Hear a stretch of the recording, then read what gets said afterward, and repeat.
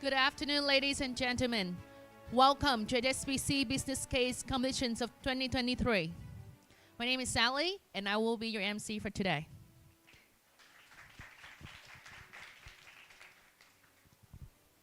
HSBC Business Case Competitions is organized by HSBC Vietnam and VietSeeds Foundation. It's a national selection process to select the representative of Vietnam to join the HSBC Asia Pacific Regional Round happening on May 23rd to June 1st in 2023. This year, the regional round will happen on the online platform. To be honest with you, I totally understand the feelings of all of the contestants of today, because 5 years ago, I was standing on the same place, joining the champion round.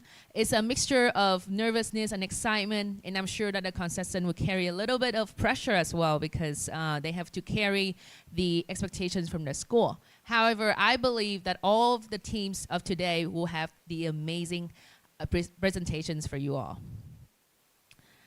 The agenda of today will have two main parts. The first part will begin within just a few minutes. It will be the 4 presentations of 4 teams. And in between each presentation, you will be invited to be our judges to select the best presenter of each team and to select the best presenter of the whole champion round. And then the second part will happen at 5:30 p.m. It will be the awarding ceremony where all of us will find out who will be the champion of today. And now I would like to invite you to give a big round of applause to welcome our panel of judges. Without them, we will not be able to select the best presentation, the best representative of Vietnam to join the world's largest competitions of the world. I would like to give a big round of applause to Mr. Tim Evans. He's the CEO of HSBC Vietnam. This is the 3rd year that he's been our judge. And I would like to invite Ms. Vũ Vang, who is the CEO of Elsa's Big and co-founder of VietSeeds Foundation. This is the 2nd year that she has been our judge, and she has been an amazing mentor to all of the contestants. And especially this year, we're welcoming Dr. Tuấn Phan, who is the Chief Representative of Representative Office of Hong Kong University in Vietnam, and who is also an admirable associate professor.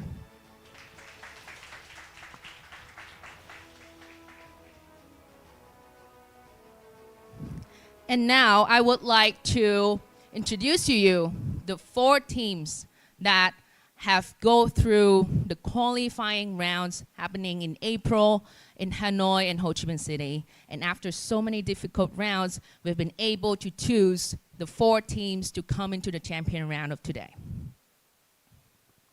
The first team is Team Lava from Foreign Trade University, Hanoi campus. And the second team is Team Grow from Greenwich University of Da Nang campus.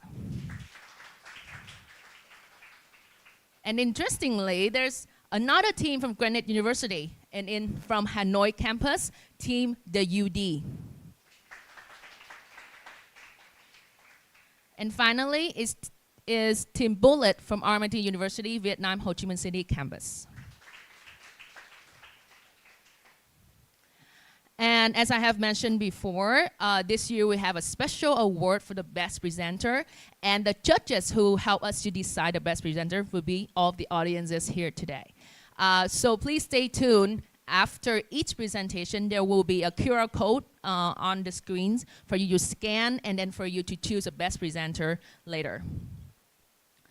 And the format of the presentation will be 20 minutes of presentation and followed by 20 minutes of Q&A session.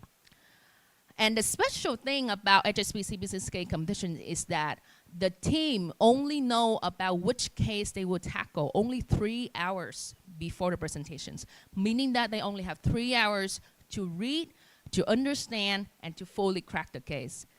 To be honest, it's actually very difficult because each case have at least 30 pages with appendix full of numbers, graphs, and many things for us to look at. And the case that have been chosen to be the main topic of today is the case named Fortum India, Responsible Leadership in Times of Crisis, which was written by writers from ACRC, Hong Kong University.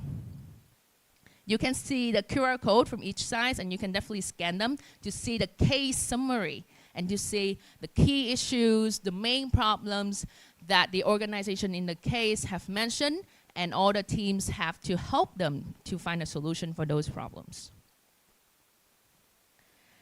And now, without any further ado, I would like to invite you all to join the very first presentation of the day. I would like to invite Team Greenwich from Da Nang campus onto the stage.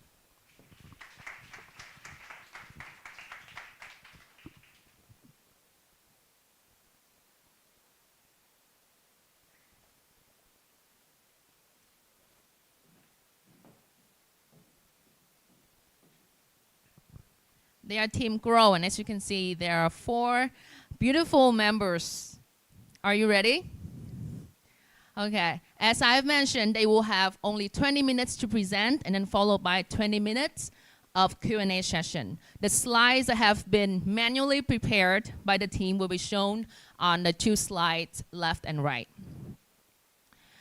You can start anytime. The clock will start counting the time as soon as you start speaking. Good luck.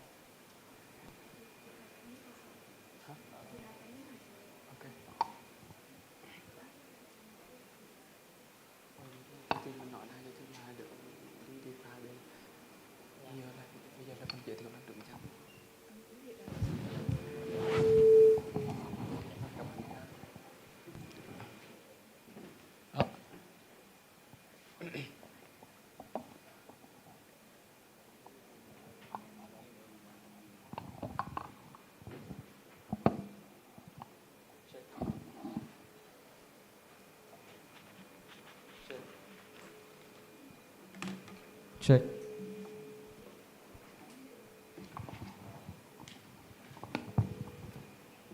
Check. Our presentation will start in 3, 2, 1.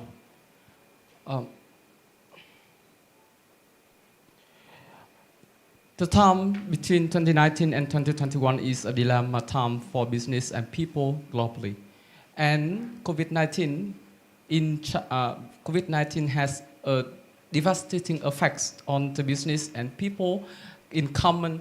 And in the case study Fortum India, Responsible Leadership in Time of Crisis, we will highlight the dilemma question between business and workers that should decrease the numbers of workers or numbers of workers and raise the time for working.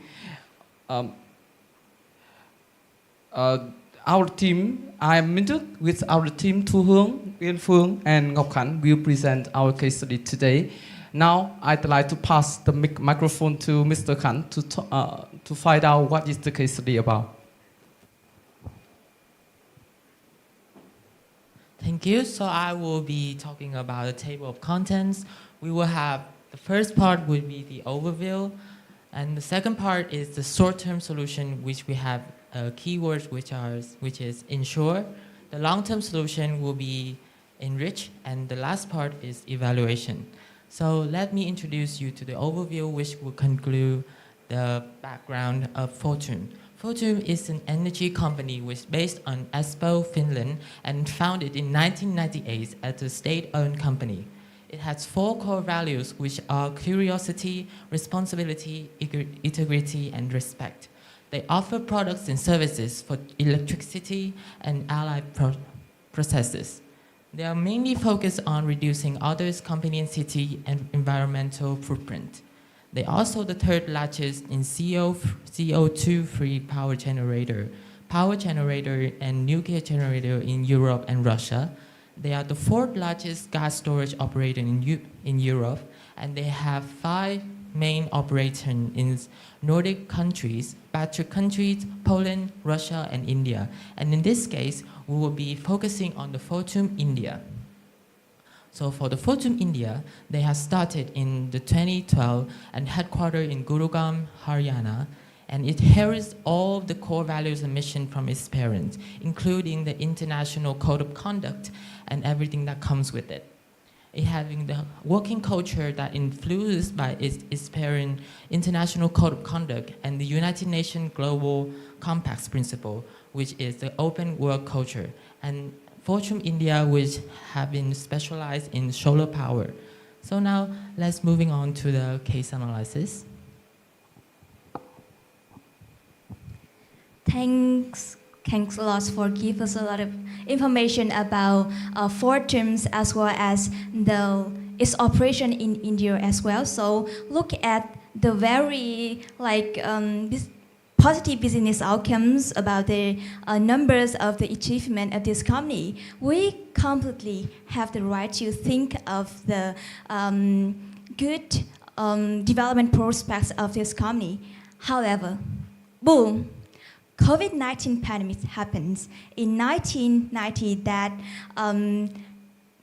leads a lot of negative impacts towards this company. And in these situations, there are a lot of problems that happens in India that pose a lot of difficulty for the companies, including Fortum.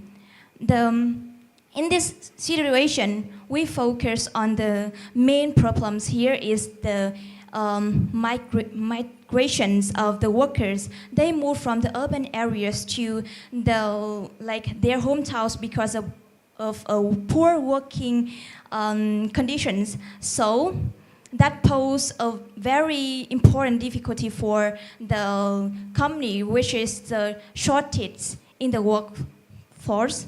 So as we can see a lot of problems that pose for Fortum's, we raise questions that Fortum's solar projects in a province that should it continue or stop. And as we can see a lot of difficulties as well as the negative situations, for example, the limitations of time and the shortage in terms of employees as well as the limitation in terms of the budgets, the companies will take a lot of problems into the considerations, and they do not know that they should continue or stop. And our consultant team today believe that we should not miss any opportunity to develop our companies and continue our projects to overcome this. We will aim to overcome this hard situation, and then we can gain a lot of opportunity from overcome the setbacks. And the reason that we decided to continue implementing these plans is that we see the potential of clean energy as well as the solar power, especially in the Indian market. And then we can see that with a lot of benefits that this industry benefit the company as well as the government. The government will focus a lot of they will give the supports for them. Example, they will allow this company operate in the COVID-19 pandemic situation. And so as a lot of good opportunity and development prospects, from the Fortum India perspective, we will continue to follow, continue to implement the projects by follow the core values of the company, which is curiosity, responsibility, and respect. And for this circumstance, we will leverage the support from the partners, for example, the government, and then we will ensure the operations, and we will try to overcome this hard time. And in a nutshell, we decided to continue this project, and now these are the solutions and how we will offer our solutions. I will pass these slides for Đức.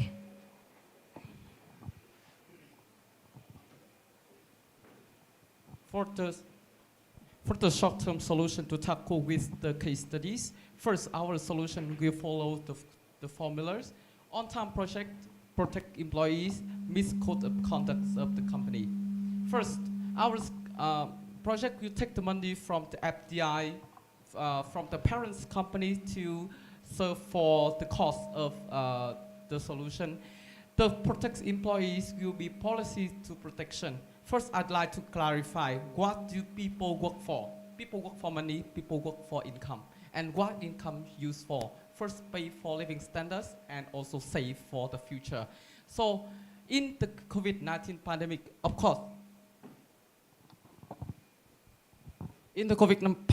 course, people cannot earn much money because the lockdown, because the crisis. So actually, our company will just nurture the living condition by pay for eating, drinking, and some more, not wearing. Because wearing stands for saving, so the money used for saving. This solution we use to decrease the migrant and increase the living standards condition to ensure the protection quality. So in these policies, we will not pay salary for the employers, so that we just nurture them and the family.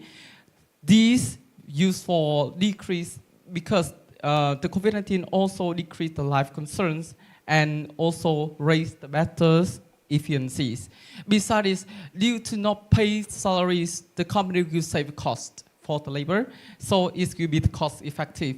So also in the case studies, they also mentioned that if the people migrate from this state to others, they will not have the right for the normal life, like voting, like protection, and etc. With this solution, we will aim to ensure the expectation from the government, because this power industry is extremely necessary for the government and also people. It's also in the urgent plan and to ensure the brand image to comply with the citizens' life. The impact of the case studies, the impact of this solution also to minimize the damages of the COVID pandemic because people also lose job, people have nothing to eat, or also the life also have many problems also. And it's also protect employees to keep their job, ensure the code of conduct, like how to treat people, how do business work, and how to engage with the world. With the goals, ensure 90% of employees to accept the policy. No money for policy, but nurturing, be nurtured. For this case study, we have to emphasize that this money will cover for the family well-being. By educate the workers, we will all hope the workers and employees only accept and have no question, because this is the common case amongst business and countries. If you have the company have better effectiveness in the cost, employees management, and this time is the time for sacrifice for better future. For the long-term solution, I'd like to pass to Phương.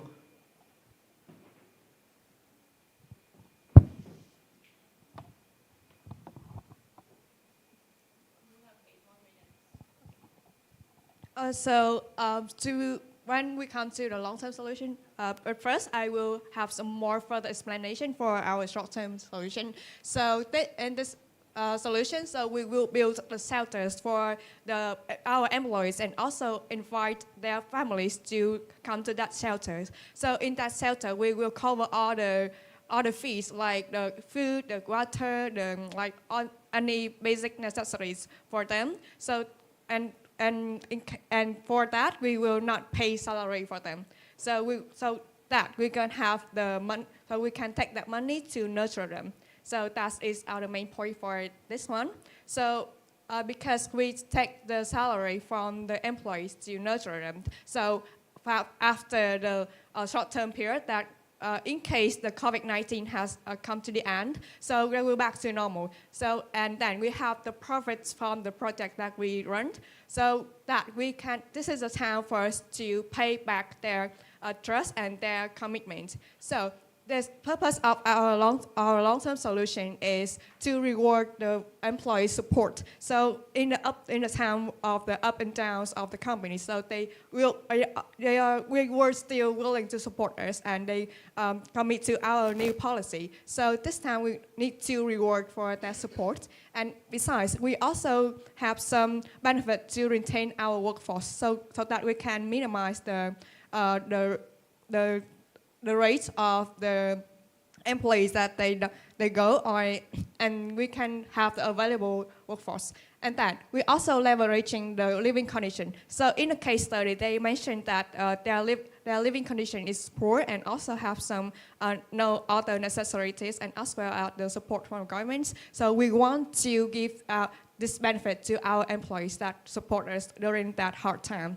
So for this long-term solution, we will use the profit of the project that they are involved in, which is the new energy plant construction project. So we can use that profit to pay extra money for the employees, and then we will give better welfare based on their performance. So at that, during that 18 months, so if they have great contribution, they have good performance, so we can base on that and then pay and propose a higher salary rate. And besides, we also have some more better welfare, such as health insurance, health checkup, or also we can give accommodation for them if they meet our requirements and have a better performance during that time. And next one is the impact. So as I said above, so by this solution, we can have a strong and available workforce for the next plans. So they are satisfied with us, so they're willing to work with us in the next future plans. And then we also motivate the commitments of the workers. And besides, we can increase the trust. And then if they have a trust, so if you have a trust, so you have less worries, and then you can have a better contribution and better performance. And then how about the goals? So for our goals, we ensure the availability of the workforce about up to 90% for say, and then we can maintain our operation during hard time and after that to recover our business. And so for next is the finance. In this slide, I'd like to explain more about how we can manage the money for the solution. First solution for cost. Of course, it's from the FDI, and it will accommodate with the construction budget. So we will in the mindset that the cost for each amongst many will be much less than cost for separate individuals. So let's look at this diagram. This diagram will talk about the money, how the money will be allocated if used for the solution that nurture people instead of paying the salary. The nurture cost will be allocated to each family.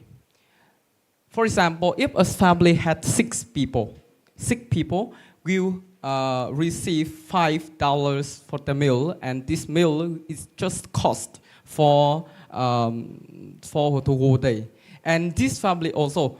So in case we have 2 families, the total cost just $10. But if we pay salary and the worker have to spend on their own, the workers will cost for 3 hours of a meal and 3 other members will cost 9. And similarly, 2 family will cost for $24. So from the example, this simple example, it demonstrates that the cost for each amount money that nurturing just for eating, drinking will much lesser and much effective than cost for separate individual. In the next part, for the timeline of these solutions, I'd like to invite Phương. So for the timeline, so we base on the deadline of the projects, which is 18 months. So we separated 18 months over here, 6 months for each. And then for the first phase, we will call for investment, which is the FDI, and also as an investment from the government. And besides, we will build a nurturing plan, and then we build the shelters for the first solution. And then we will announce a nurturing policy to the employees, and then educate employees about all the benefits they will earn, and then we will have better understanding. And then we will call for their families to join this policy, and then announce the project plan for them to follow, collect the feedback and improve the shelter condition, and as well as follow the timeline of the project, which is our main goals.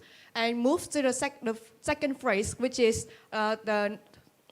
so we will continue to follow the project, collect feedback from employees to continuously improve our shelter and also living condition of them. And then we will regularly evaluate and improve their living condition. So, and the final phase, which is we will complete the construction in 18 months at that line of the project. And then we evaluate and improve living condition again and collect feedbacks. So in this case, we just do for if the COVID-19 still happens, so we will collect and improve their living condition.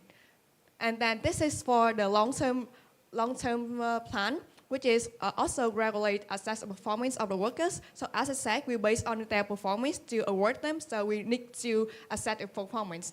And then assess the financial situation, so we can divide the financial most suitable, and then pay attention to employees' well-being. And then this is the risk and mitigation. So we just have 2 risks. So the employees' disagreement of the policy. So in this case, we also already have the mixing to fully address their concerns, so they can fully understand.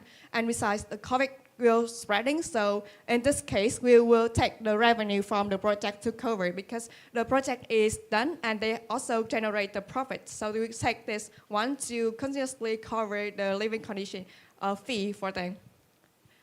And so this is the sustainable development goals. So if we do our 2 solutions, we can have we can ensure the growth rate of the 14, and also have address the government concern, which is the migration and as well as the COVID-19 impact. And also we can bring benefit to employees and ensure their living condition. And so this is, we say a lot of things about our plan, our solution. So this time is for us to summarize for you. I would like to invite Khánh. So let me jump into the conclusion, which we having 2 key issues.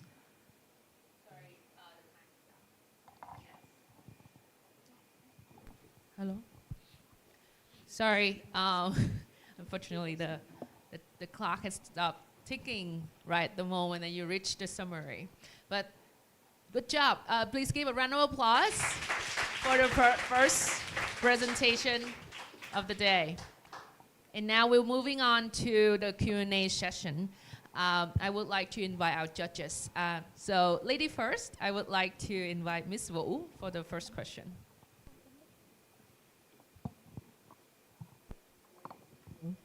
Hello. Hi. Thank you so much. It's a wonderful presentation. It's a very good summary of the problem. I think one question that I have is, when you mentioned that we're going to employ, the solution from your insure policy is to provide them with all of the nurturing policies without paying them for the salary.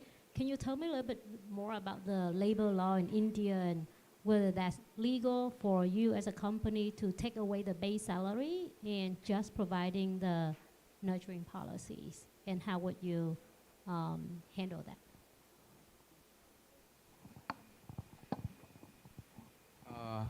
Thank you for your question. I'd like to answer later. I'd like to compare the policy, the labor working policy of India and Vietnam. In Vietnam, we have the rule that the company has to pay at least 70% of the salary to the employee in case of crisis or natural disease. But in the COVID-19, many companies that cannot find the money, cannot find benefits, or even the just, we can say revenue, cannot find money from customer. And especially this case studies in the construction industry. So of course, the company cannot find money, just conduct from the budgets that poured from parents' company. So in the case study, we say that people will receive the grant, not salary for their life. So in the financial outbreaking of the company, we hope the empathy from the workers is that. I would like to have some add-on answers for my college. So for this solution, so we will not pay salary for them, but we ask for their volunteer, because we also have the meeting to educate them why we take away their salary and what they will earn if they don't have salary. But they also have many other benefits, like they'll have a better living condition, they have enough food, enough water, and as well as their families will have will also living in a good condition that our company provide. And so we want to emphasize that this is based on a volunteer. And besides, we also mentioned in our long-term solution that we have extra money to pay back their volunteer decision. So if they join our policy and willing to have no salary at all, so they will have extra money back after a long-term commitment and So even if the employees agree with the policy, do we know whether it's like legally the company will not be in trouble by the labor law? And because it's a Finland company, do we have to comply to the Finnish law as well here, or is that just the India law that you would advise the HR team? Due to no internet access, so we cannot find the specific law and regulation in the labor in the India. So we just focus on the how to manage the cash flow good during conduct and continue the project and gain the trust and the empathy from employee instead. I'd like to link with my bad experience during COVID-19 pandemic into 2021. In last year, I live in Da Nang, and my mom and my parents and my sister live in my hometown. And this time, my parents lost job, and they cannot gain money to cover the living standard in 3 months. So this time, my parents has been fired and just hope for the money from the authorities and the policymaker, hope for increasing grant. So in that time, my parents do hope that the company will still send some money for the meals and also some extra fee for our tuition. Thank you so much. Thank you. Thank you for your question.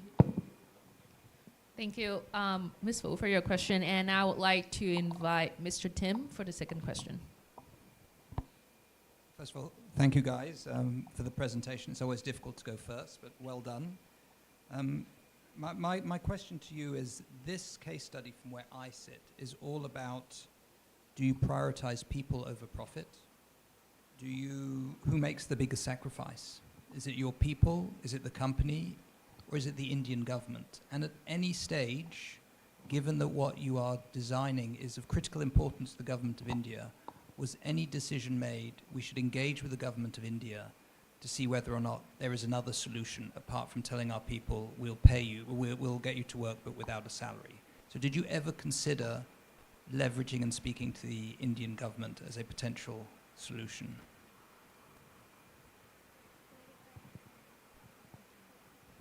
So I want to take a question from you. So for this, you asked like which party will sacrifice for our solution, right? Yeah, I mean, the business case is all about sacrifice. Yes. It's sacrifice. Is it people? Is it the government that takes more of the hit, or is it the company? Are you making a short-term decision? Are you making a long-term decision? For me, that's what the business case is all about, is weighing up those options. So I've heard you say that the employees would work without salary, that you would continue to, the company would continue to develop and deliver on its promises. But was any thought given to, should the company engage with the Indian government and say, this is the problem we're facing, we have certain deadlines, given the challenges we're facing, maybe we can work towards something that means that you also take a little bit of sacrifice? So for the question, we do think that each party will sacrifice for our common goals. So our common goals is to overcome the hard time of the COVID-19 and move forward to have better contribution to the economic, to better contribution to better living condition of the families of each employees, and as well as the better performance of the companies. So that is the common goals for each party. So we do believe that each party will sacrifice a little bit, like employees will sacrifice their salary, but they will have better performance for the company, and as well as the better living condition for their families. And for the company, they will sacrifice a little bit of their profits to invest in this nurturing plan, but the company will have the projects that meet the deadlines and also have the contribution to the international agenda, because the new energy is issues that emerging, the importance of it is emerging right now. So if this plan is disbanded, so it can disrupt the international agenda. So this will, and besides, for the governments, they will sacrifice a little bit of their money, the fund to invest in this company to have their nurturing plan, so they can have the new energy projects that on time to contribute to the new energy of the country. And I just have one more question. When reading about why people were migrating, a lot of the reason was that they did not have long-term visibility on what their income would be. And so they would prefer to move back to their hometowns where they could probably live with parents or other family members much more cheaply. And we saw that in Vietnam. A lot of people left and went back to the provinces. Apart from telling people we'll give you housing and no salary, was there any commitment that said, we will guarantee your employment until the end of this crisis, to make sure that they chose to stay there rather than suddenly leaving halfway through? So all of the benefit they will earn, we will deliver all of them and educate them in our meeting. So we have the meeting to explain all of our policy that what they will earn, so if they involve in our policy. So a better living condition, so their families also have a support from us as well.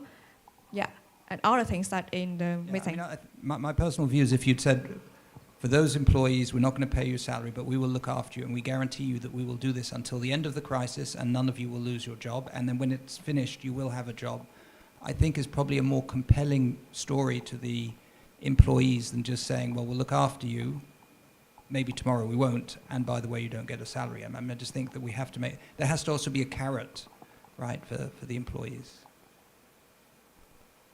Yes. I'd like to supplement for my base answers that the institute of the government in the solution. As my knowledge that before, India quite poor in the citizen management because they invest the population 10-year once. So actually, even the government did not know exactly who are the citizens. and will they have a good life or not? Because the gap for the life, the living standard is in India is too high. Too many people too rich and many too poor. So in this case, in this solution, we decide to take the instant from the FDI, the grant from the parents' company, instead of just rely and waiting hope for the support of the government. Thank you. All right, thank you very much. Thank you, Mr. Tim. I would like to invite Dr. Tuấn for the next question. So first off, congratulations for being here. It's a wonderful job, a wonderful presentation. It's a lot of hard work that you've done to get here. And I think some of my questions, and kind of bidding on some of the fellow judges here, was also that COVID affects people, different workers, in different ways. And I was wondering, do you have any thoughts on how to kind of, target people a little bit, workers a little bit better? So what I'm saying is that maybe some of them have different needs in different life situations, and some of the failures in policies tend to be like simple blanket policies, right? And of course the government cannot go and customize so much. But I was wondering some of your thoughts on that. And related to that is kind of the assumption that COVID will end, and some of the things that even what Tim mentioned, maybe we don't at the time we don't know when it was going to end, right? So I was just wondering if you have any thoughts on that.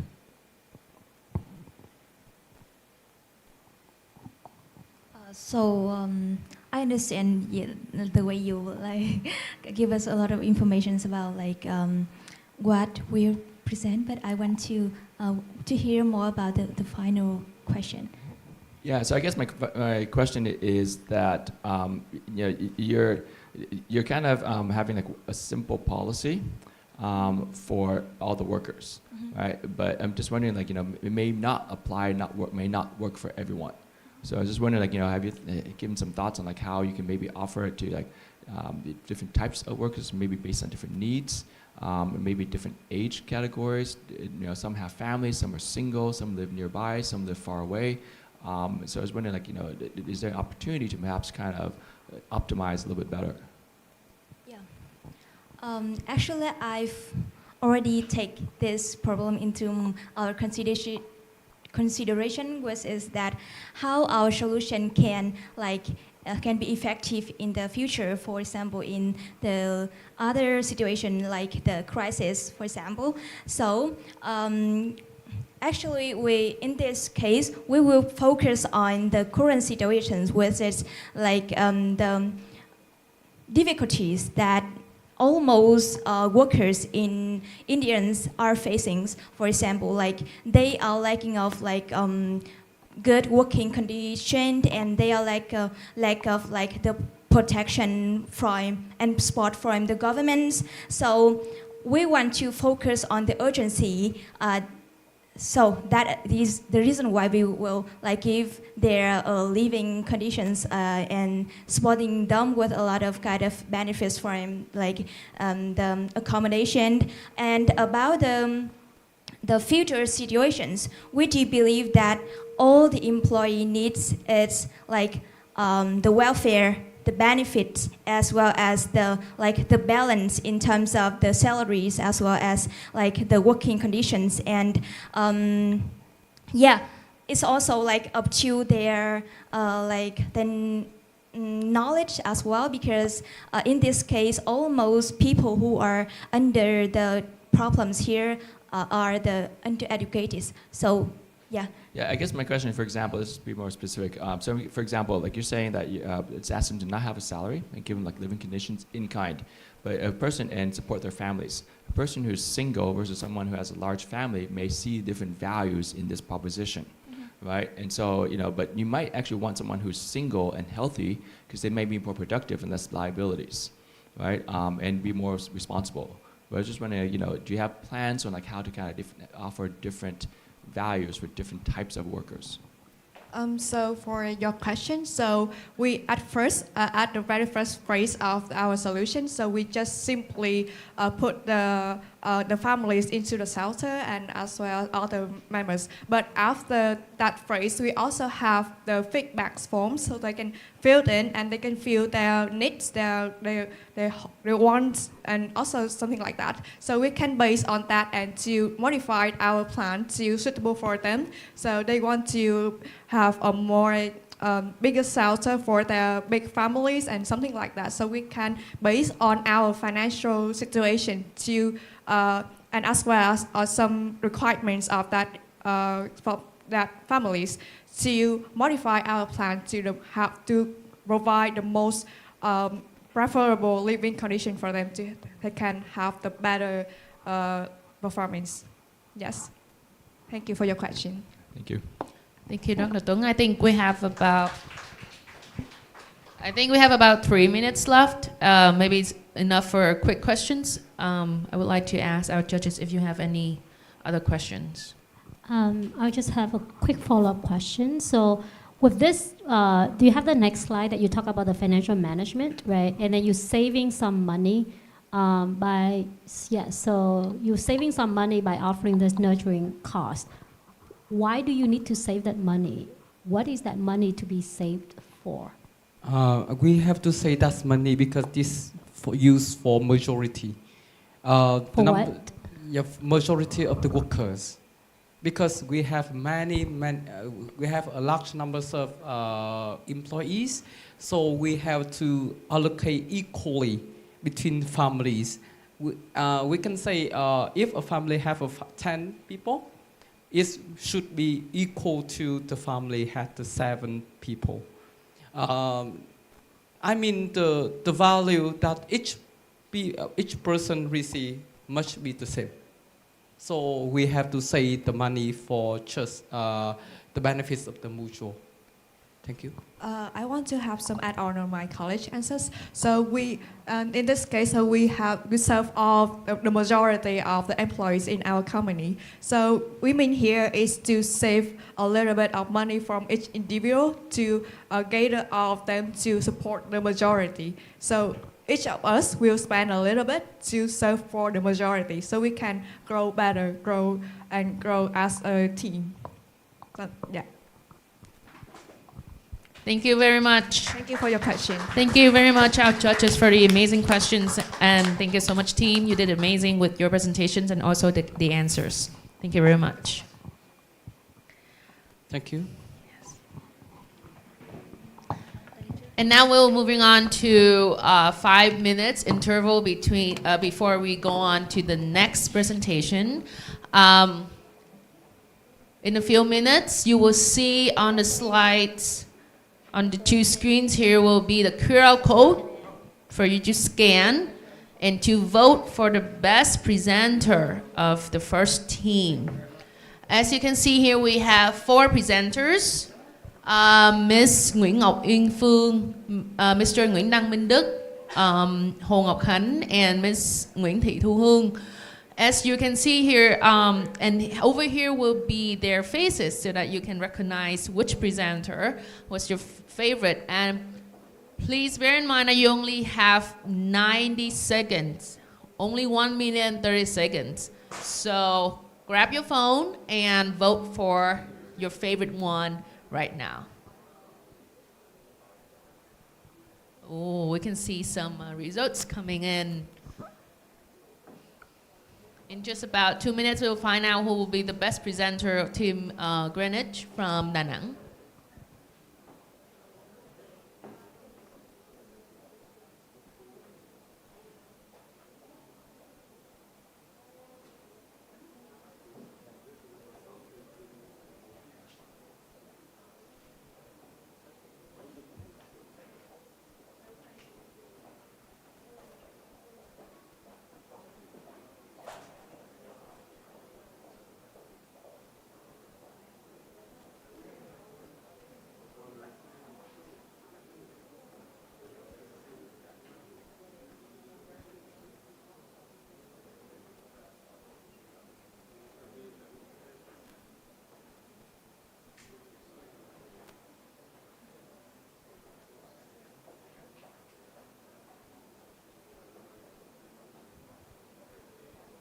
So the winner of the best presenter of each team will actually be rewarded with unlimited access to LSAT Speak.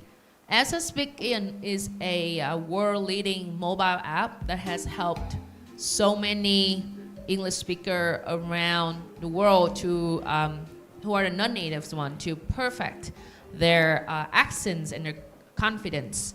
So the best presenter of each team will be rewarded with the free unlimited access to LSAT Speak Premium.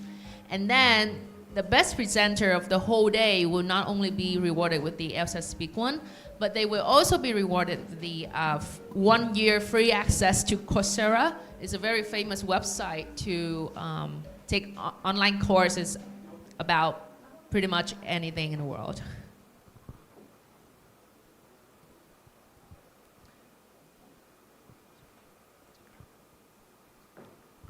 Okay, I think we have reached the result. So the best presenter chosen by you is Ms. Nguyễn Ngọc Uyên Phương from Team Greenwich Đà Nẵng. And she will come into the final round to choose the best presenter of the day at the end of the event today. Awesome.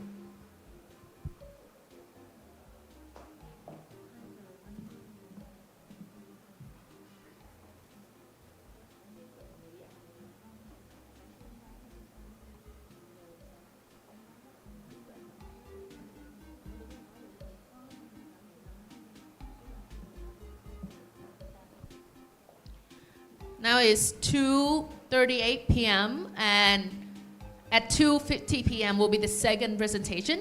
So you can take this time to relax a little bit. There's also like tea and coffee and some snacks at the back. So you can feel free to have some of your tea breaks.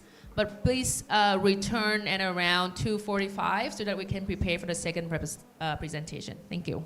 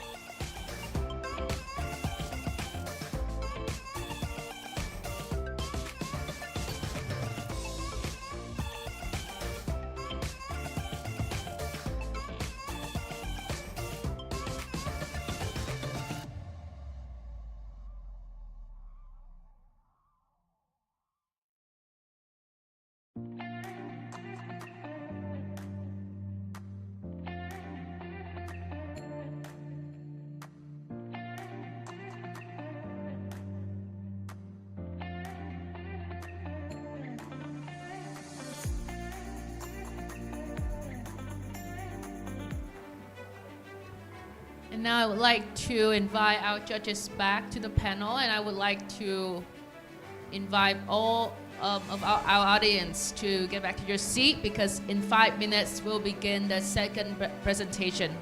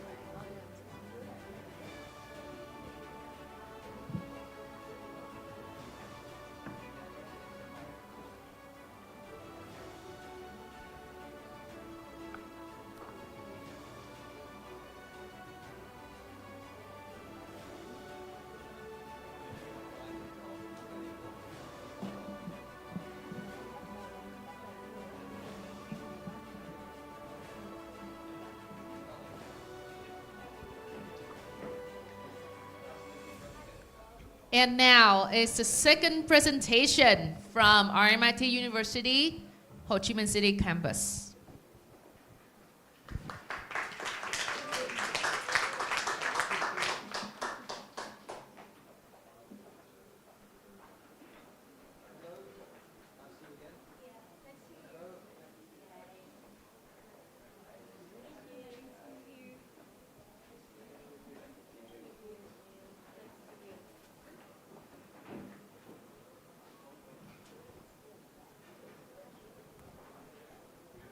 Please give a big round of applause to welcome the team.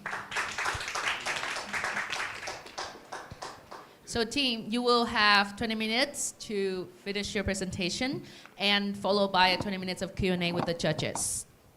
And the clock will start counting whenever you start speaking. Good luck.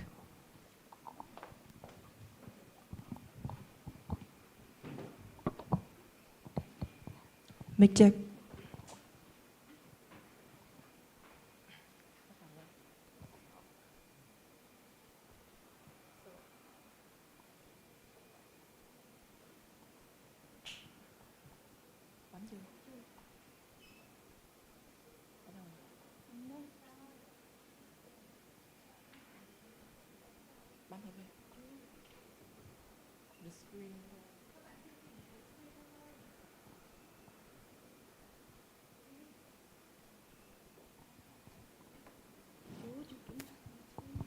We are having a tiny bit of technical issues that will be solved very quickly.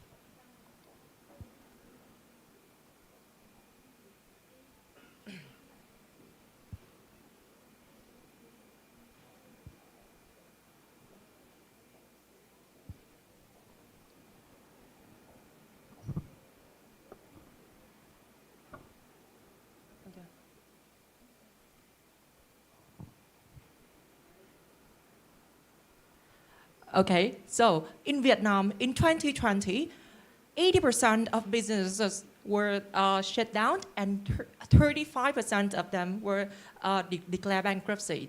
So due to the emergence of COVID-19. So we see that this is just the only case of Vietnam only. Now, let's imagine a 10 times higher in the severity of the COVID cases in India, together with a wide range of government-imposed policies. How the business here will really survive. Dear administrative of Fortum India, we were so impressed by your reverse initiative in the clean energy, and we completely understand your current concern regarding the new and emergent regulations from the Indian government, putting a lot of constraints on your current operations. However, we're here to recommend your company with two main strategies to bring the company to the normal resumption and even further than that. And now introduce my team, Châu, Phương Anh, Lộc, and myself, and we are Team Bullet from Armitage Saigon. We now begin our presentation.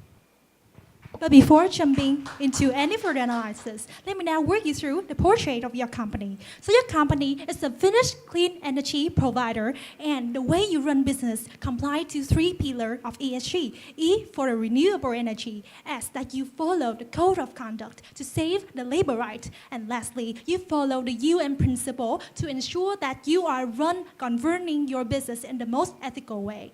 And you have a vision to spread all of this offering around the world by entering India. So why India? Because India offers a huge chance for green energy provider and huge for your opportunity. However, entering India have some barrier because one, you want to expand your business by having a new plant construction, you face lockdown. But thanks to the government, you have given another chance to restart your business. But the sudden migrant leave prevent your company to do so and shock your company again with the question that whether you can resume or not. We suggest your company to resume because of 2 main reasons. Because there are the lack of solar module so that other green energy provider cannot operate. So that is the chance for your company to shine alone. Furthermore, according to your code of conduct, you have to commit with your promise to ensure the livelihood of the migrants. So that is your duty. But resume means a lot of barrier to recome. So your company come to us to ask for the question that how to deal with human resource at the cost of project viability. Before giving your company any direct answer, let me now work you through some barrier that you are facing regarding labor resources and financial resources.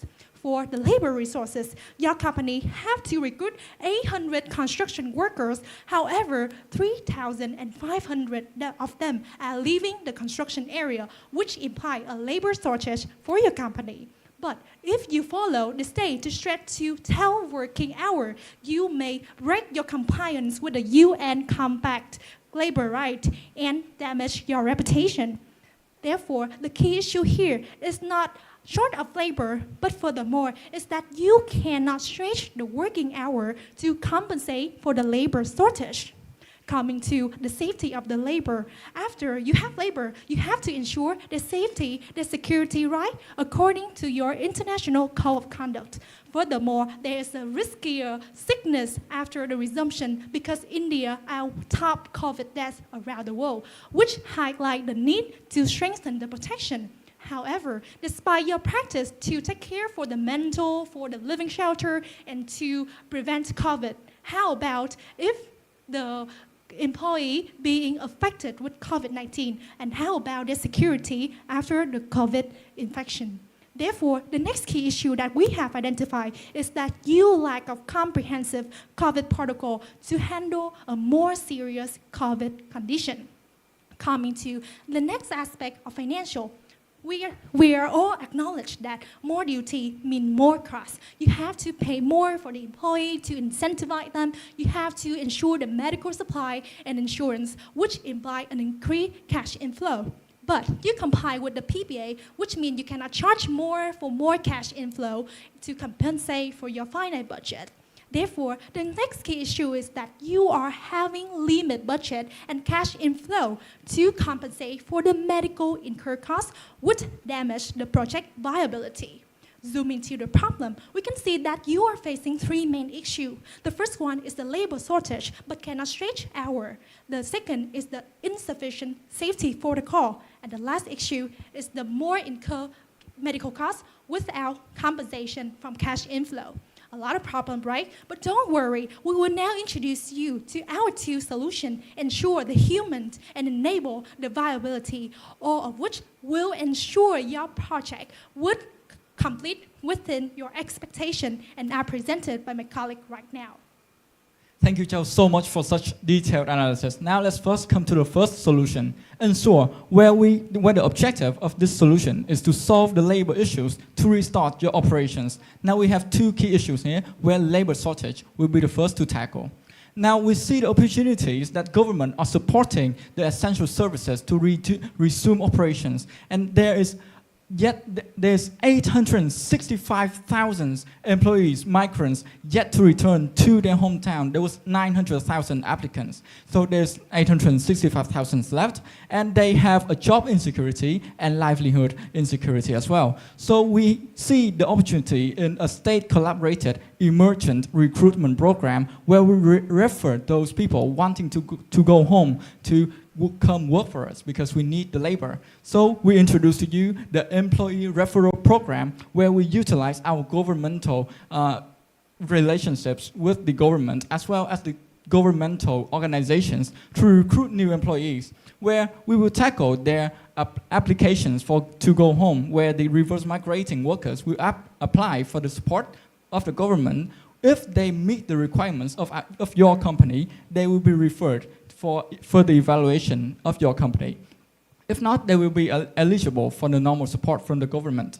And of course, what is the conditions here? The conditions here we want to propose to you is that they will have past experiences that fit your company, and of course the ability to work right then and there, because the COVID is very impactful to their health. And of course, lastly, during COVID, many people want to go home to their family.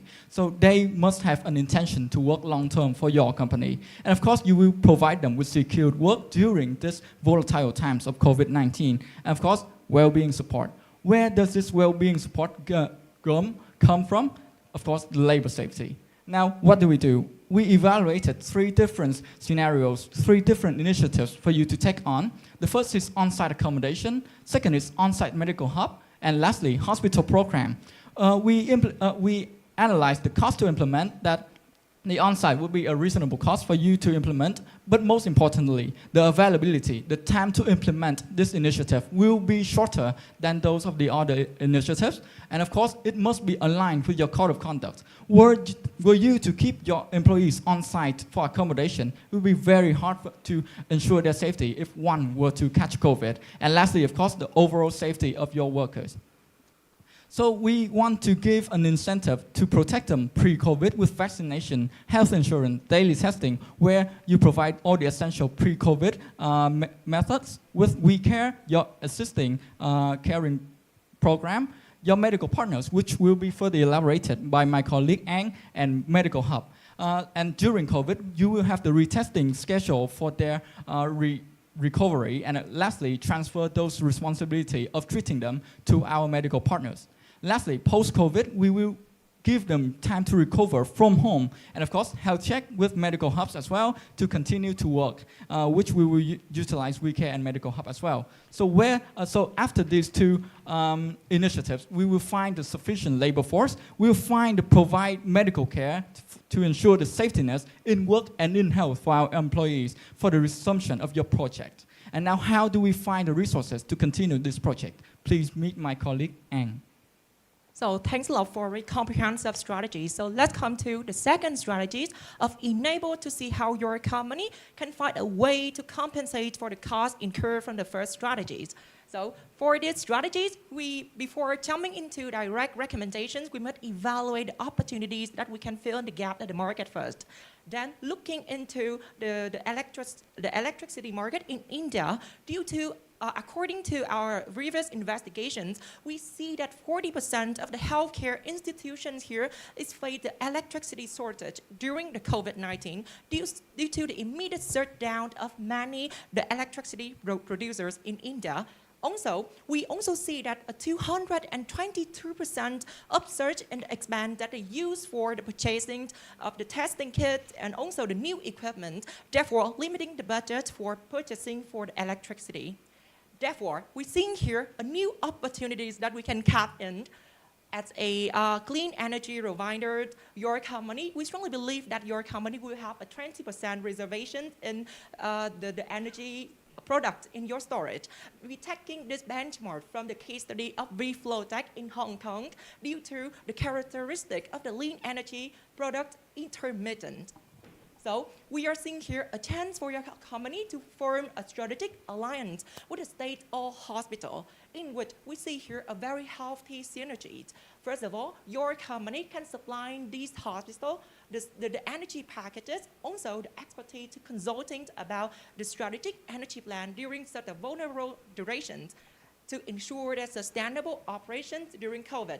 And in return, this partner can help your company to provide the healthcare services, the healthcare facilities, and also the advisory service for the strategy one. So with this initiative, we strongly believe that your company can be generated with two main impacts. First of all, you can find a perfect compensations for the incurred costs that you face in the first strategies. Secondly, you can even form a further basis for the long-term collaborations with the state or government, state or hospital, putting a strong foundation for your further crisis management plan. And besides, I strongly believe that the emergence of COVID-19 in India is just a tip of the iceberg that alert all of the business to be strengthened their crisis management plan. Hence, we also propose here for your company a long-term vision crisis management plan if the case like COVID will happen again. We are seeing that your company is in the very demanding sectors, which is evidenced by the UN SDG 7 to put up the consumptions of clean energy for every home in India by 2030. And we also see that the government also incorporate the consumption of such in the clean energy into their strategic national planning. And your company is currently one of the leading players in the clean energy market in India. Together, you have a wide and established partnership with a lot of incorporations that come from the international players. So we see that there's chance for your company to form a long-term partnership with those parties to facilitate the ensuring of the long-term operations of your company, such as seeking for them for the relaxation of policy insurement in the long run if the situation like COVID will happen again, and also seeking for the support from the facilities and expertise support from them. In return, your company will ensure the operations in terms of the electricity during such vulnerable durations. So these all are just the concept, but how really to make these come true? Let me pass to Phương An for the master plan. Thank you for the strategies. And now introducing our master plan. So in terms of the implementation timeline, for the first strategy, ensure we will first need to propose our recruiting plan to the governments, as well as to set up the standards to recruit the migrants. And also, the phase of recruiting will last about 3 months, and we will also provide training along the way.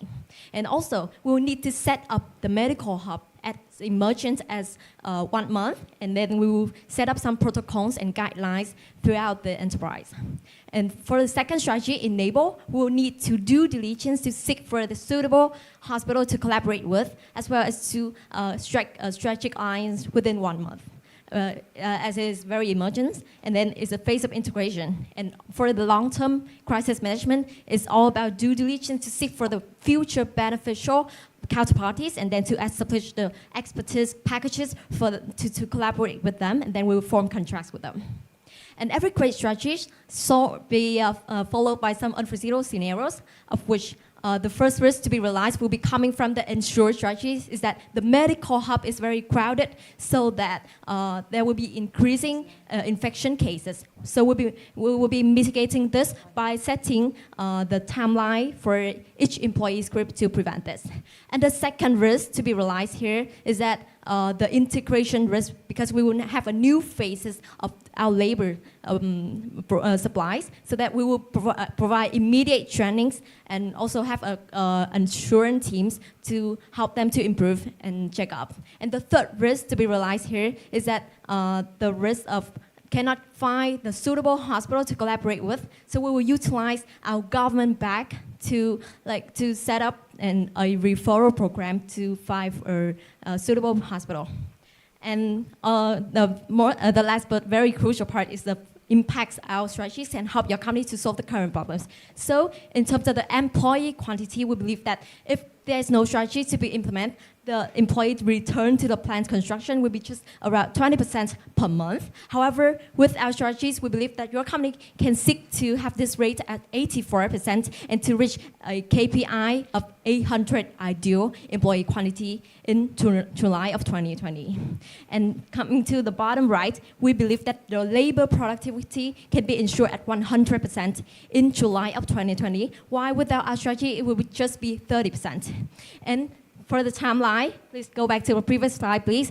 For the timeline, if there's no COVID event, the plan will be at, the plans would complete at June of 2021. However, we expect that our strategies can help to delay at just 2 months to August of 2021. However, with our strategies, it will be delayed up to this, November of 2021.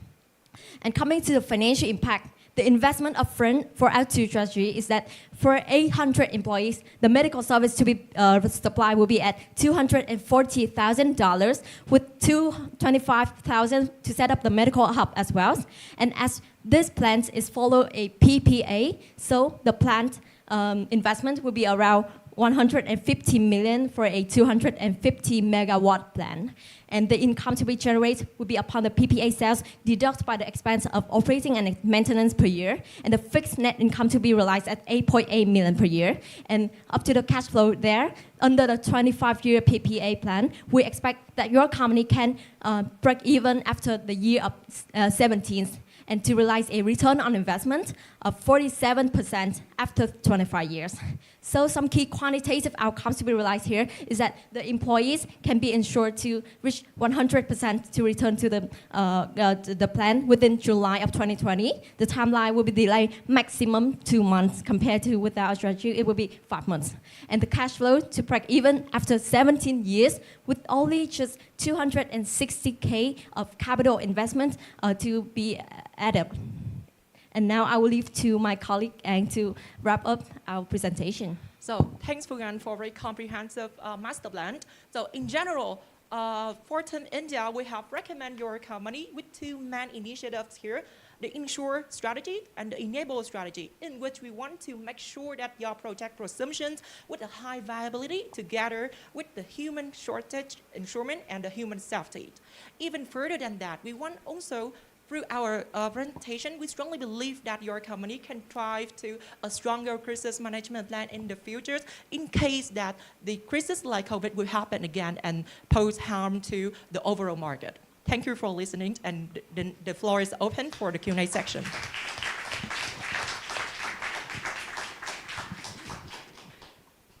Thank you very much for your presentation. And now I would like to invite our judges for the Q&A. And first, I would like to invite Dr. Tuong. No, thank you. Excellent presentation. Very nice slides and use of colors, and helps to emphasize some of the points. So no, I think the solutions are quite interesting, and it's a novel solution. I think just some of the questions is that sometimes we saw the government, right, were really in crisis mode, and they had many things to worry about, and also many companies kind of asking for help, so I was just my question is more like, how would you kind of incentivize the government or kind of get them to pay attention to you as opposed to many other companies? Firstly, I want to thank for your questions, and I want to clarify that is your question about how we can incentivize the government to support us in this project? Yeah, I guess it's just more like, maybe they don't have such an initiative. So how would you explain to them why they should do your proposed plan? Yeah, so I believe that my colleague Flop can answer you for this question. Thank you so much for your delivery. So if you look at the screen right here, we do have 2 initiatives that the government will have that if they were to take on our collaboration program. Firstly, the mass movement already in itself has caused viral chaos for the Indian government. So by securing some jobs, some employees will stay in the cities for future economic growth as well, not just in the temporary issues. And after that, there is a halted development in essential sectors if they were to halt the programs. So by collaborating with us, by initiativing with us, they will have green energy development, which they will have to do to reach the SDG goal in the future, in the near future. And so I think that will be enough of an incentivization for the government. Yeah, I guess let me just a quick follow-up question to that. I guess if they need energy, there might be quicker, easier ways for them to do that, right? And green energy sometimes is seen like kind of like more very long-term, whereas right now they're in crisis mode, trying to do like a lot of firefighting. So I guess how would you kind of explain to them that they should take on this initiative? Thank you so much for your follow-up question. So one insight that we have seen in the case is that most of the other energy sectors or energy players in India are have already stopped and do not plan on recontinuing their operations, even with the relaxation of the policies. So we think that being long-term in itself is a disadvantage, but because we are a sole player in this market right now, it will solve that issue. I want to add on my colleague's idea a little bit, because according to the case, India is the third largest country with the solar program. So I believe that green energy is one of the most viable and feasible resources of energy in the country to further proceed with this initiative for our company. Thank you so much. Thank you so much for the answers, and thank you, Dr. Tuấn. I would like to invite Mr. Tim. Yeah, I mean, congratulations. I can't believe that you had only 3 hours to put that together. So, I mean, the level of due diligence, the attention to detail, the slides, I mean, seriously fantastic stuff. And by the way, the financial analysis is significantly better than some of the HSBC RMs do, right, Akalenka? So yeah, if you're looking for a job afterwards, come and see us. But no, seriously, I thought it was very, very good. I just have one question following on from Dr. Tuấn, and I think you alluded to it, and well done for spotting it in the case, is that a lot of the power generation companies have had to go on hold. And clearly power generation, when it stops, causes real political upheaval in countries. Was any consideration given to maybe teaming up with them and then going to the authorities and saying, look, as a sector, we understand we're an essential service, but here's a way that we think we can continue to operate, but we need your assistance, rather than doing it on your own? Because the reality is you're a multinational company operating in India. Your level of influence with the authorities is probably a lot smaller if you were to act on your own than if you went with the entire industry and spoke to the government. So was any consideration given to that? Thank you for your question. So I want to clarify a little bit. Is your question about why don't we go for the Finland support before going to India support? Is that your question? The question was, did you think of maybe combining with the local power generating companies that have clearly identified that they are, which you identified, are no longer, or have put a pause to their operations, and you going together to lobby the Indian government to see if they could change the terms and conditions to give you a bit more flexibility? Thank you for your question, and it's such a wonderful idea and initiative that we should have considered for our presentation. But our team want to add more of the perspective to the slide that are presented by my colleague. So as Yao had just mentioned in the overview analysis, so we strongly believe that rather than collaborate with other competitors in the market right now, so it's a gold chance for your company to solely to penetrate to the market, because as just analyzed by Yao, the other competitors has hold their operations, and your company take this gold chance to go to continue to operate. So that will imply that the client base is very large that we can penetrate into. Therefore, I strongly believe that this is a strategy of not only the strategies of resumptions, but also a strategies for the competitiveness of your company in the long run. Yeah. So yes, I do want to add on my colleague's answer. So for your, so we are very thankful for your recommendation. So we will believe that if we collaborate with other companies, there would be some risk of conflict of interest. And especially when we have specialized in the PPA agreements, of which they can hurt our customer base, for example. So we believe that if we cannot convince the government to join us, we can have a second alternative option of collaborating with the whole industry to strike the proposal to the government. Thank you. I hope that answers your concerns. Well, clearly appreciated by the audience. So I have one more question, and sorry, it's a clarifying question. Because of the shortage of labor, were you looking to bring new labor into the company? Yes, thank you for your question. We were trying to refer those who are wanting to go home back into our company. So existing employees of your company that are leaving, you wanted them to come back. So this isn't new employees. Also new employees as well, because there is such a huge labor pool out there available for us to But recruit. then you also said that by 2020, I think one of your slides, or 2021, said 100% of your employees would return.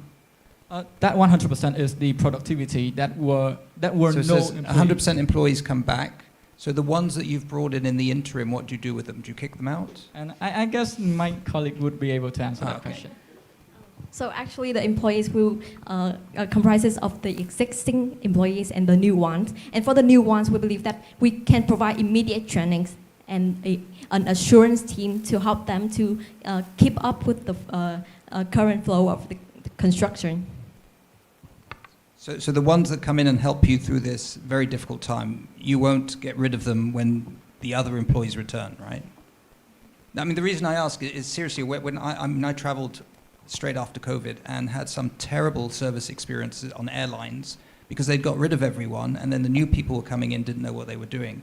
And the reality is in COVID, companies that held on to their people and looked after them during COVID were much better placed to capture the opportunity after COVID than those that got rid of everyone. So sometimes I think part of this case is, do you play the long-term game, which means you're going to have more cost now, or do you play the short-term game, cut costs, get rid of people, and then hope you can grow later? And I think that's part of the case. So that's why I was just asking the question. We understand your concerns in the service sectors. However, we think that the labor here lies mostly in the construction, which does not need to have as much training as, say, the service or airline sectors. So we think that the comeback here would be to have all of our employees plan to come back to sufficize that plan. And I hope that answered your concern. Okay. Thank you so much for a wonderful presentation. I think just to compliment on what Tim said, it's beautiful presentation, lots of analysis done, so well done to the group.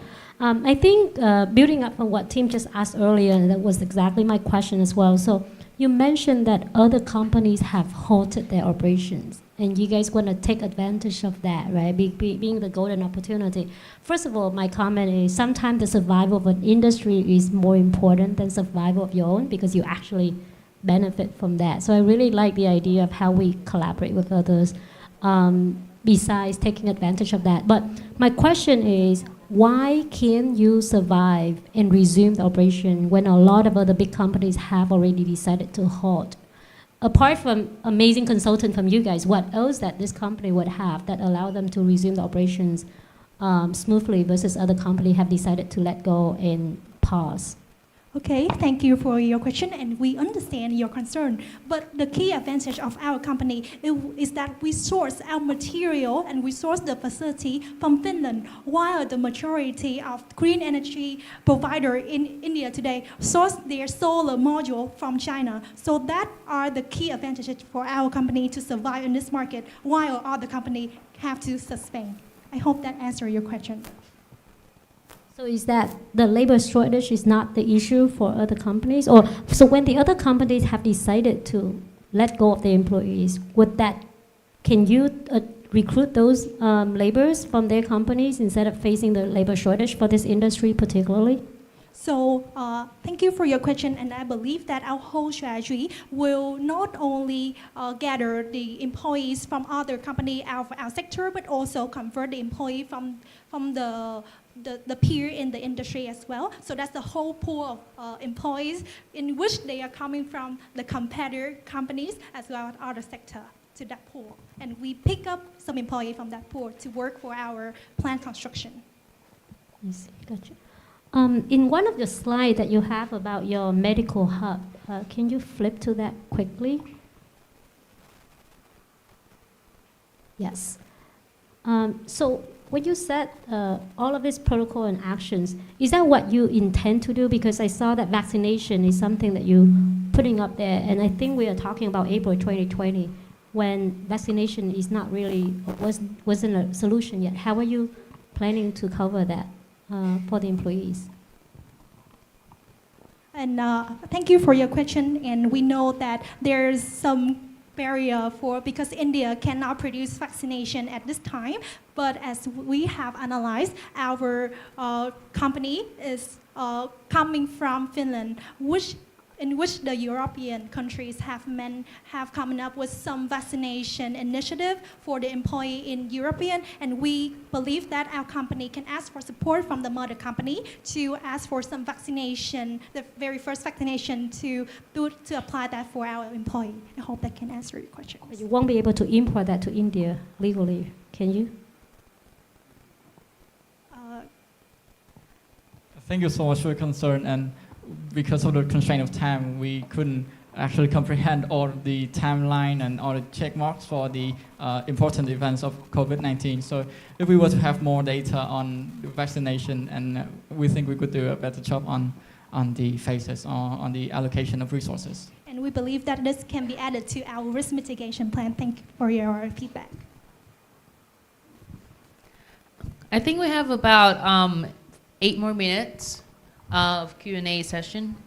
So I wonder if Mr. Tim and Ms. Vũ have any other questions?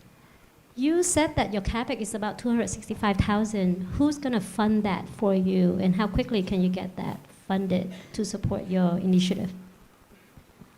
Thank you for your question. So we believe that the capex of 260,000 is quite minor to your current activities, of which one of the plants to be needed millions dollars to build, and this fund will be seek from the retained earning of your company, and moreover, your company can seek some support from the main company in Finland for this fund. I hope that answered your concerns.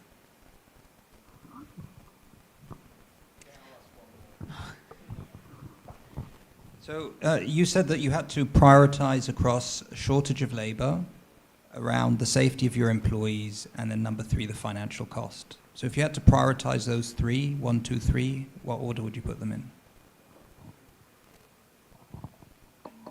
So thank you for your question. So if we have to make a choice to prioritize one of the 3 strategies, so that we would prioritize the strategy about the labor shortage and the labor safety, because your company have signed a code of conduct from the international organization. So I believe that if you prioritize the second one, it would be very harmful to not only your reputations but also the relationship with your company with other organizations that have formed the contract with your company.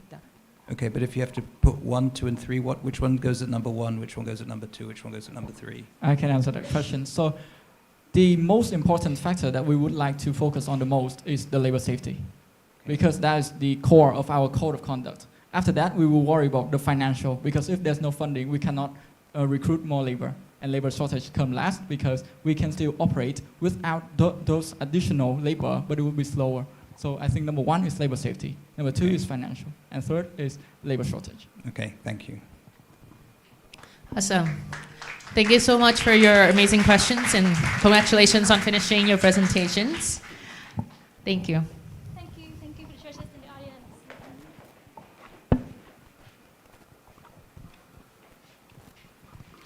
And now we're going to the second interval before we can begin the third presentation.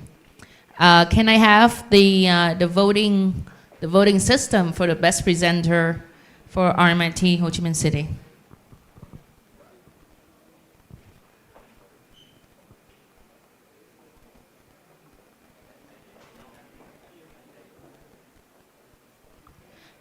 Team Bullet from RMIT Ho Chi Minh City has 4 members, and here are their pictures so that you can coordinate with the names on the voting system.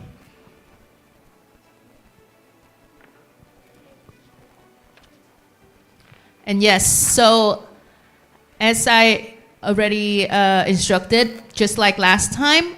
You can scan the QR code on the corner over here. And as you can see, there are 4 names for you to vote. Nguyễn Trường An, Cù Phương Anh, Hồ Nguyễn Minh Châu, and Vương Vĩnh Lộc. So we realize that you might need a little bit more time compared to last time to vote for the best presenter.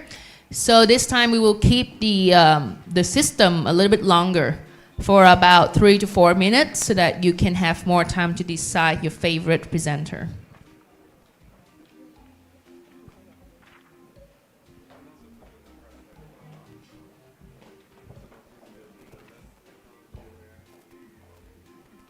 The third presentation of the day will begin at 3:40 p.m. So you will have 6 minutes to settle before the third presentation.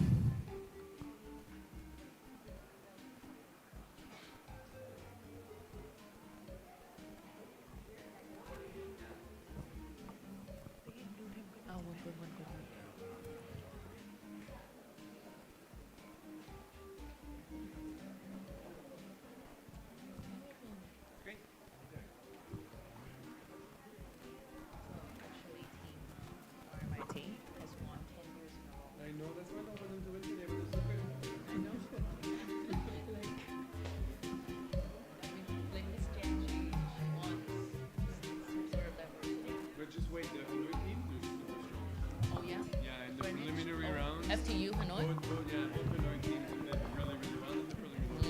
Excited.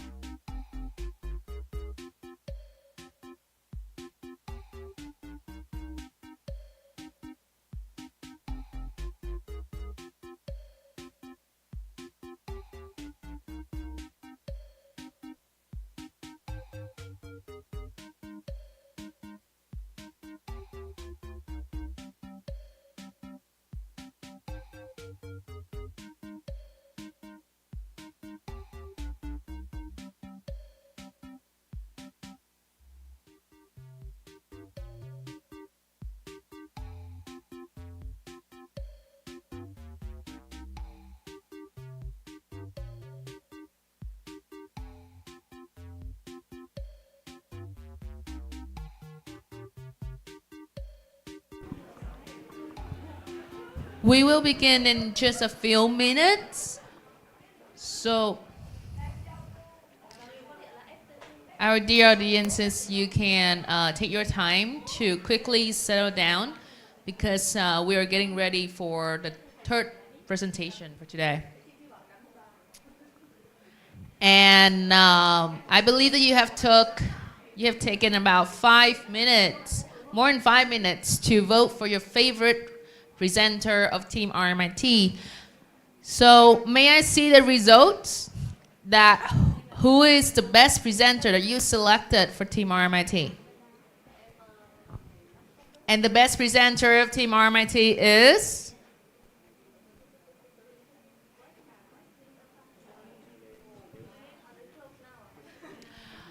Cô Phương An. It's actually very close. Only 8% more than Vương Vĩnh Lão. But congratulations, Phương An. You're the best presenter in Team RMIT. Your name will appear again on screen at the final round to vote for the best presenter of the champion round. Where do you live in Saigon? Where do you live here in Saigon? Yeah, that's where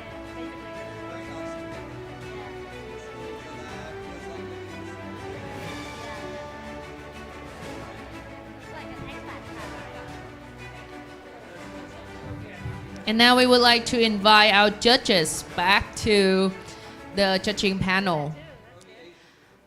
And now I would like to introduce to you the third team that will be presenting today is...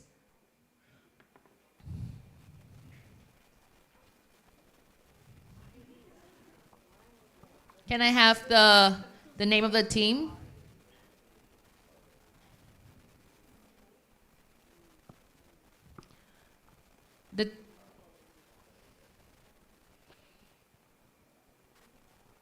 The third presentation will from Greenwich, Hanoi campus.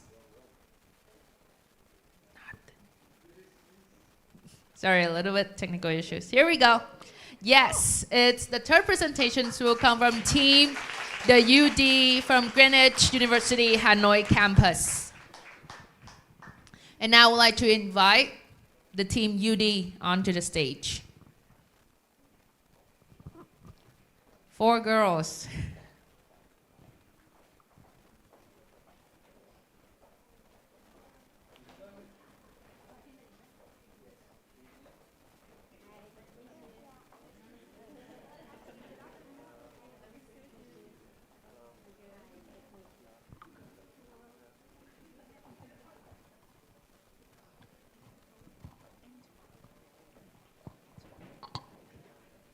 Welcome.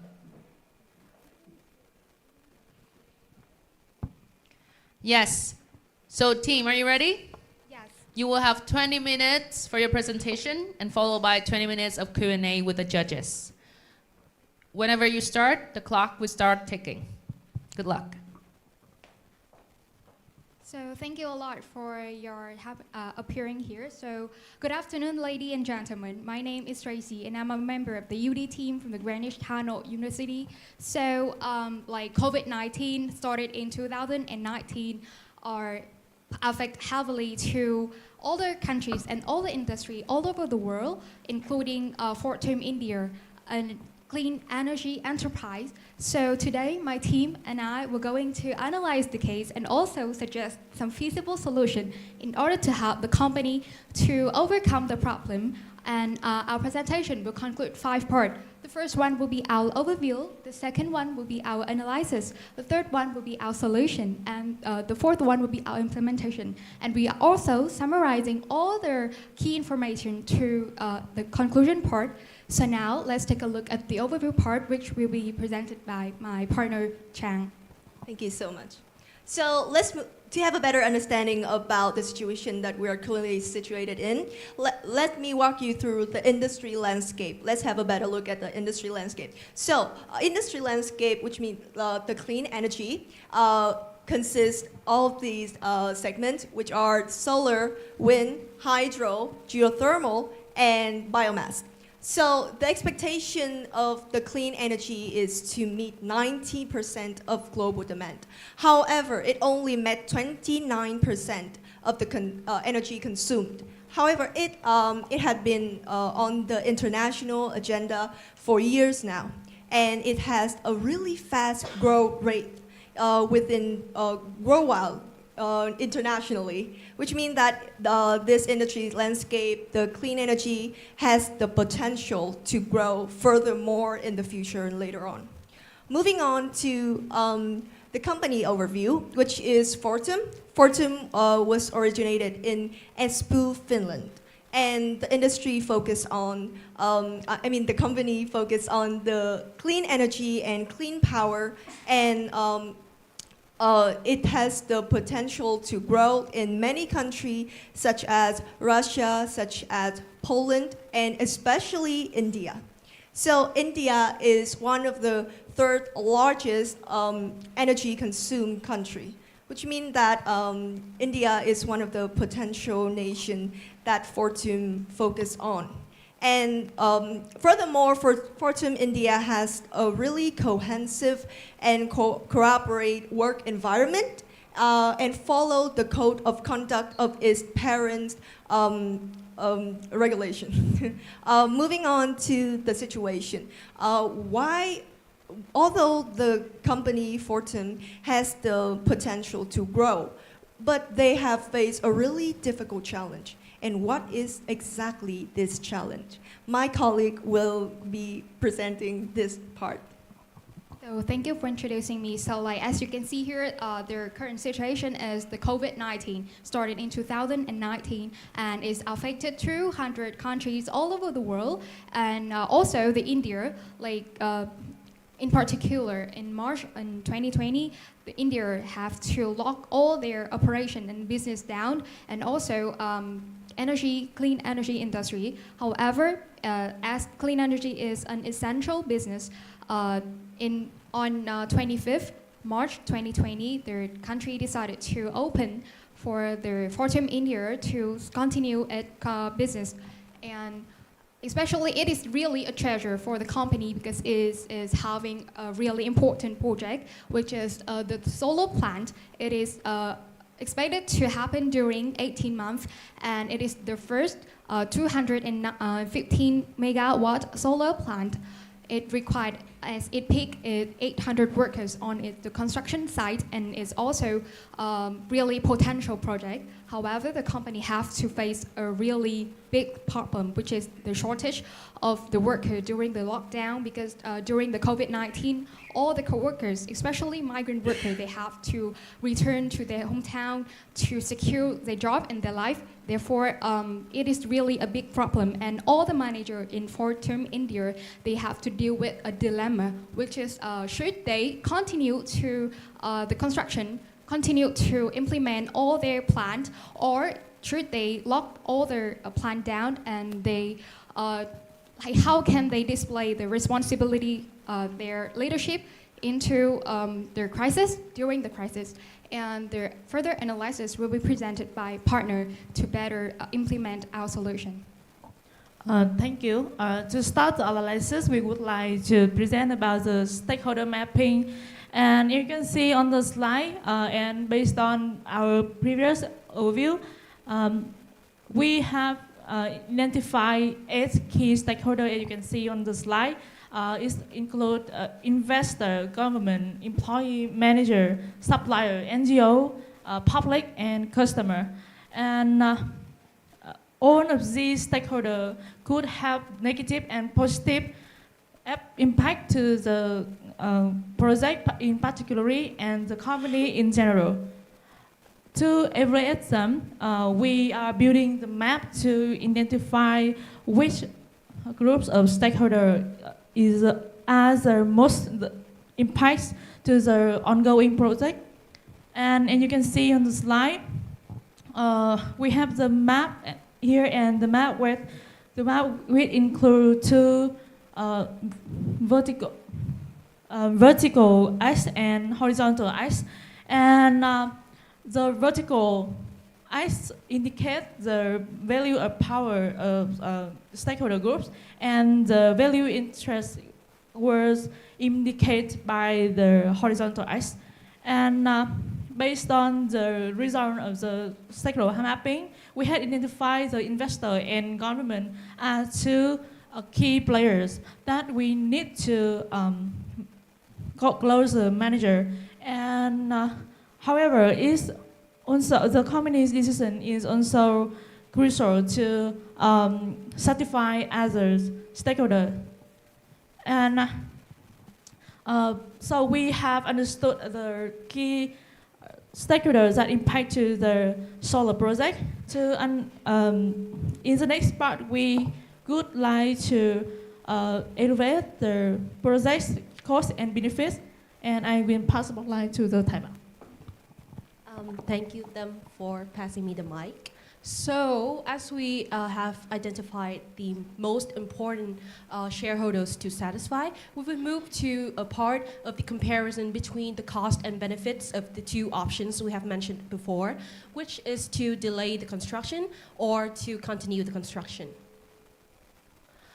So this is a table, a comparison table. Looks very simple but clear, I hope so. So we have the two options, which is to delay and to continue. And we have the costs and benefits of each option right here. And it is really clear that the option of continue the construction really outweighs the cost, the benefits of the delay. So that has led to the conclusion of continue the construction of the 250 megawatt solar plant of Fortum India. So we can see that also, however, having the benefits in the option, the continue option would also have the cost. So how to minimize the cost and to utilize the benefits of this option? We would move to the solutions, which is would be brought to you by Chang. Okay, thank you, Bao. So let's moving on to solution. How do we find a way to tackle all of the aforementioned problems and issues, as well as continue the program? So we have built the full house model in order to illustrate and portray our ideas a little bit better for you all. So in order to build a really effective and stable house, we need to have a roof, of course, a foundation, and floors. So for the foundation, we focus on the culture, the work culture of Fortum. And this will embrace all of the ideas, all the suggestions that will be later on provide. Also, on the roof is the vision of the organization, which is green and clean. So moreover, we have four main pillars, which are finances, human resources, operations, and public relations. So for each pillars, we'll focus on the strategy for each one. So the first one is finances. Finances, we have the preserve strategy. With human resources, we have the support strategy. Operations, we have the change policy. And the last one is public relation with the educate and partner program. As you can see right here, the house have many floors. So we decided to split the house into two parts. The first one is the roof and its two highest floor. And the next part would be about the lower floors and the foundation. So this part consists of the specifications for each strategy, which are the tactics that we have provided on here. So first and foremost, we provide the solution for finances, which is the strictly preserve the project cost. So we have identified the cost of continuing, and although it may cost a bit more than the budget in the beginning, but spending is mandate. Everyone has to spend, and every project has its own budget. So we have to strictly preserve the project cost. Secondly, it's about HR. So HR relates to the workers directly, and because they are very poor and they need support, so we would provide support for the workers with subsidized packages. We would provide supports of accommodations, of transportations, and lastly is health supports. More than that, the operations. Yes, about the operation. So instead of working 12 hours a day, which is a little bit too much for the workers, we focus on divide the shift to ensure the health for our workers. As well as we will limit the number of workers to protect the health care about without like spreading the illnesses and the COVID-19 viruses. We also focus on provide daily COVID tests to ensure that the worker will be healthy while working in the construction site or the working environment in general. And the last will be to ensure the health safety in the construction and the house by providing the identification card, and taking care of the workers as well as basically managing the workers to be more efficiency. The last will be public relation. Public relation, we focus on both sides, internal and external. Internal, we will educate our workers about health safety and the COVID-19 viruses in order for the worker to have a better understanding about it. As well as we will partner with NGOs, the government, the authorities to run campaigns relating to clean energy as well as to provide information within the organization about how we ensure and we really respect the health safety regulations. All the tactics will focus on also focus on the satisfied shareholders. For operation, we focus on the investor, the government, and the public. With public relation, we focus on the public, the employee, as well as managers, and the NGOs and authority government. Now I'd like to introduce to you guys our timeline, which is our implementation plan to further employ the solutions that we said before. So the duration of the project is 18 months, and the financial solution, which is to manage the budget closely, will happen during the period from the first month to the 18th month. And the next part, which is our HR solution, will have like two parts. The first one will be the subsidized package, we will like applied immediately in the first week, and the training for the employee to understand more about the health safety, about the regulation will happen after the subsidized package, because we understand the importance and the urgency of the accommodation of the transportation for the migrant workers. And in the next solution is about the operation solution. And as you can see here, we will apply the operation solution immediately right in the first month, and we'll also continue it to the last month, and so on with the PR solution, which is include internal and external solution. And all of our solution will based on the agile framework, which is we will continue plan and test and deploy, and we'll review it together to make sure that all of our solution will match the current situation of the company and the industry. And the next will be our risks and mitigation plan. So to better assess our risks and how to mitigate them, we'll create an assessing map, which is assess all the risks that we can have based on the consequence or the severity level, and also based on the likelihood or the frequency level.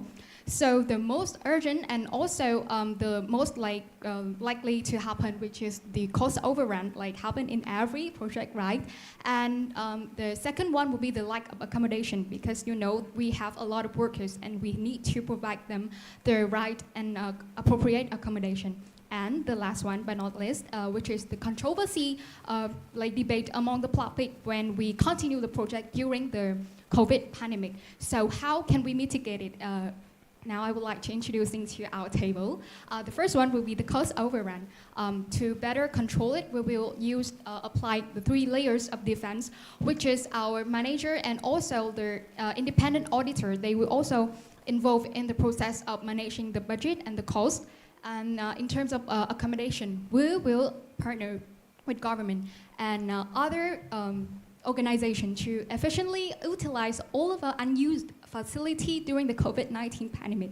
For example, the school or stadium that we not used during the pandemic, we used to be our home, our accommodation for our workers. And the last one will be the controversy. How can we mitigate their controversy among the public? Well, we will closely manage the health safety and comply to all the law, all the mandate of the government. And we also inform all our stakeholders about the progress of construction regularly, for example, through social media, through newspaper, and other forms. So now, Thái Bảo, can you help me to summarize all the information that we tell from the first part? Okay, sure. Thank you. So let me walk you through the summary of our solutions for you. So we have provided the stakeholder mapping, which we have identified the most important stakeholders to satisfy. We also provide you the cost and benefits comparison, which all of that has led to the conclusion of the continue of the construction for Fordham, India.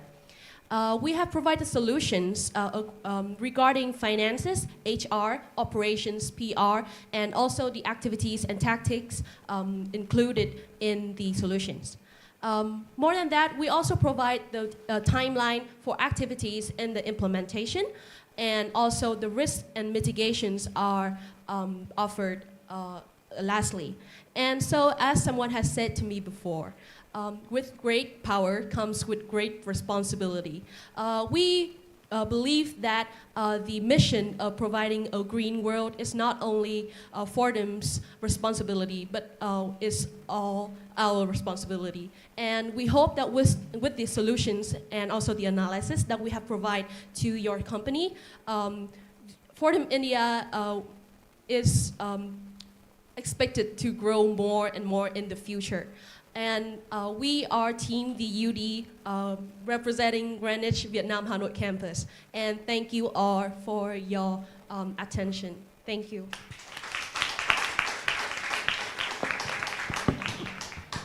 Thank you so much for your presentation. And now I would like to invite Mr. Tim for the first question. So my first question is not necessarily linked to the case, but what does the UD stand for? That is a very interesting question that we asked ourselves before. So UD originally stands for the underdog.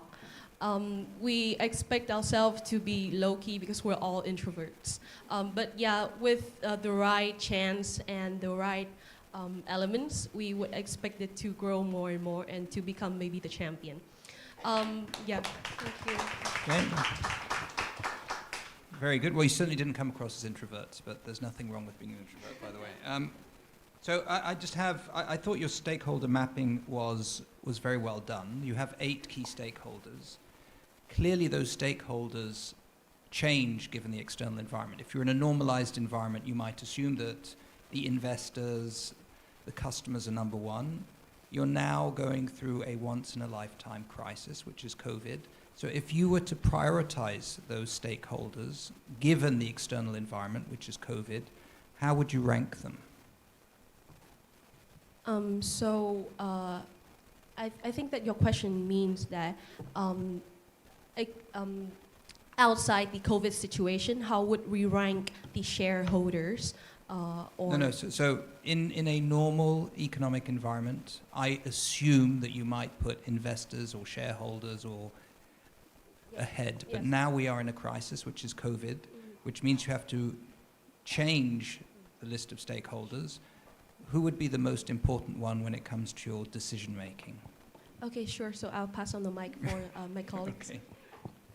Thank you for the question. Actually, in the post-pandemic, situation, in my personal viewpoint, I think actually after 18 months of this project, the most important actually the investor, because we have used their money to funding this project, and we need to profit them. And the second one is about the customer. Yeah, I think in this case. Today we are in around April 2020, right? So we've gone into a lockdown in India. They've now turned around and said, you guys are now an essential service. Please continue doing your work. At that stage, who is the most important one of those stakeholders to you? Oh, sorry, we need some second to. Okay.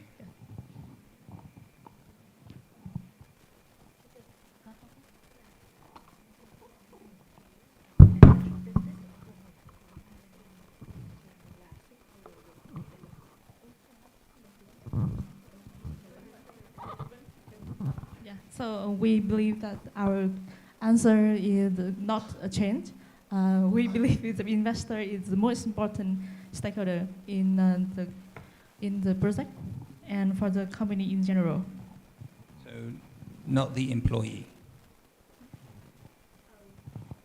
Thank you for your questions, follow-up questions. So we believe the employee in the COVID situation is also an important shareholder, because according to the code of conduct of Fortum, the parent company, in the first line of the first part, they believe that their human resources is the most important resources in the company, and they do business legally and ethically. And we believe that the employees of Fortum India is a useful resources, also the most one of the most important resources for them to achieve their goals and their vision of creating a greener world.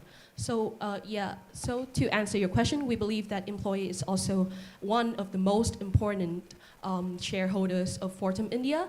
But to put the ranking, we believe that investor is still the first and foremost important shareholder. Thank you. I would have just thought that without any employees to build anything, your investor wouldn't be particularly pleased. But okay, I get your point. I have one more question. So this is a company that is cash strapped, right? There are some real cost challenges that we have. Yet you still showed that you would be doing external PR. Why would you continue to do external PR at a time that you are cash constrained?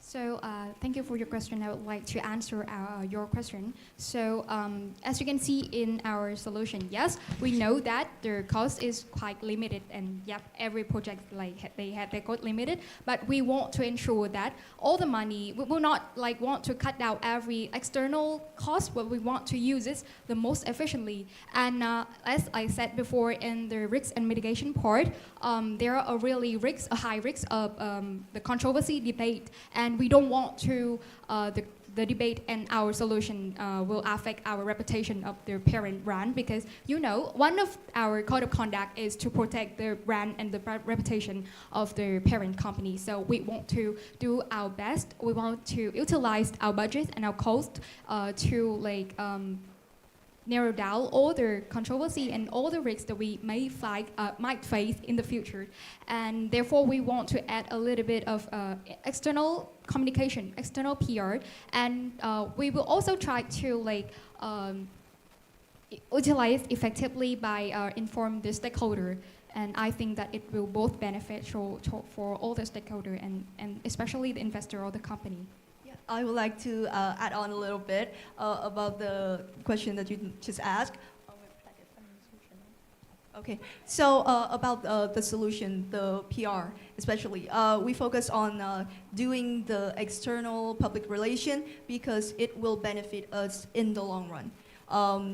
Focusing on, we still operate and welcoming our workers in the pandemic is a really risky thing to do. So in order to do PR, we focus on telling the world that we care about the health insurance, the health care of our workers, as well as still focusing on operating our clean organization and provide the products and the services for the community. Yes, so I hope that answered your question. Thank you so much. Thank you very much. Thank you, team. I really love your full house framework, and I think to add a little bit to Tim's point, I actually do like the PR part that you talk about educating your workers, because I think it's really important, and it's good that you guys focus on that, because when you educate your workers about the risk of the work that they're doing, but also why they're doing it, I think it's going to help bring everybody along, right? So I think it's very good that I like it that you focus on that. My question is, so you said that we're going to do all of these things, and the main constraint, which is the dilemma for the company, is how do we make sure that we get the cost, the money from somewhere, right? So you got to cut the cost somewhere to make up for the budget. Otherwise, you're going to do all of the subsidized packaging, you're going to do PR activities, which is also costing money. Everything costs money. But I don't see anywhere in your solution where that money is going to come from. Because you have to cut the cost somewhere to make up for this budget. It is actually our mistake to not include the solution for the finances in the slides. But we have discussed about this problem. So as we have known, NGOs and the government of many countries have their fundings for clean industry and clean energy. So we, if the cost is overrun, we would like to ask to raise funds and to ask for the FDIs in governments authorities to support us regarding to our industry is the clean energy. Yeah, and Tâm would also add on to the answer. Yeah, thank you for question. Based on the type of answer, I would like to add on about the code of conduct of the company, because we believe that beside technology, beside money, human is one of the most important resource of the company. So we need to protect our workers to can improve in the future. So in this case, actually we have considered about the cost code based on the accumulation support for the employees, but we have argued about that because in this case it's a very dangerous situation. The employee can face the difficulties to towards the decision to work, to continue to work in the company, or they choose to the change to protect their life. So I think pay all the money for the workers and support to them to can keep the workers for the company, and we can improve their reputation about their sustainability organization. Thank you. Just to follow up on that one, what's the likelihood that you're going to get the FDI from the government support, given that there's so many humanitarian issues that the country has to deal with, right? And this is a more business one. You can just stop your business and it hurt your bottom line, but it's not really a government issue, right? Like, what is the likelihood that you're going to get that FDI, and why would the government worry about this versus everything else? They have 900,000 workers that have to migrate, and there's a lot of issues there. Why would they support you versus others?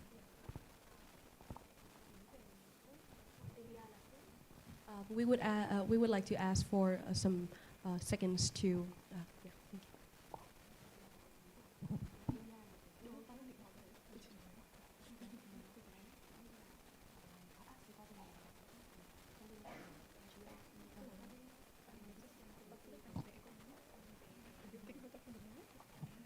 you. Okay, thank you so much for your question. I would like to answer this.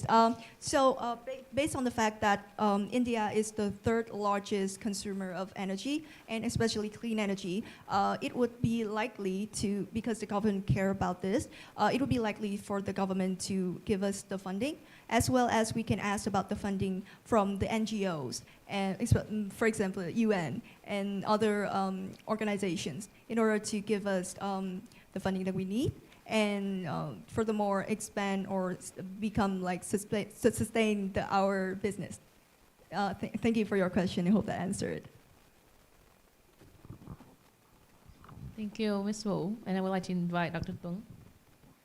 First off, they should be proud to be introverts. I think that presentation and other things can be practiced, just like you're doing practice in piano or anything else. So it doesn't really matter where you come from, but it's always something that a skill that you can learn. But along those lines, I think just following up some of the points of some of the other judges as well. I guess some of the questions kind of arise that it seems like you're also trying to move a big house and use this big house analogy, which is a great way to explain it. But I guess some of the details it seems maybe perhaps challenging. Right, so one of the questions I had that kind of stood out a little bit was that you're saying use of like underutilized assets like stadiums, which I think is a great idea. But I was just wondering, like, how would you incentivize those people who own those assets to give you for these purposes? And what are your thoughts on that?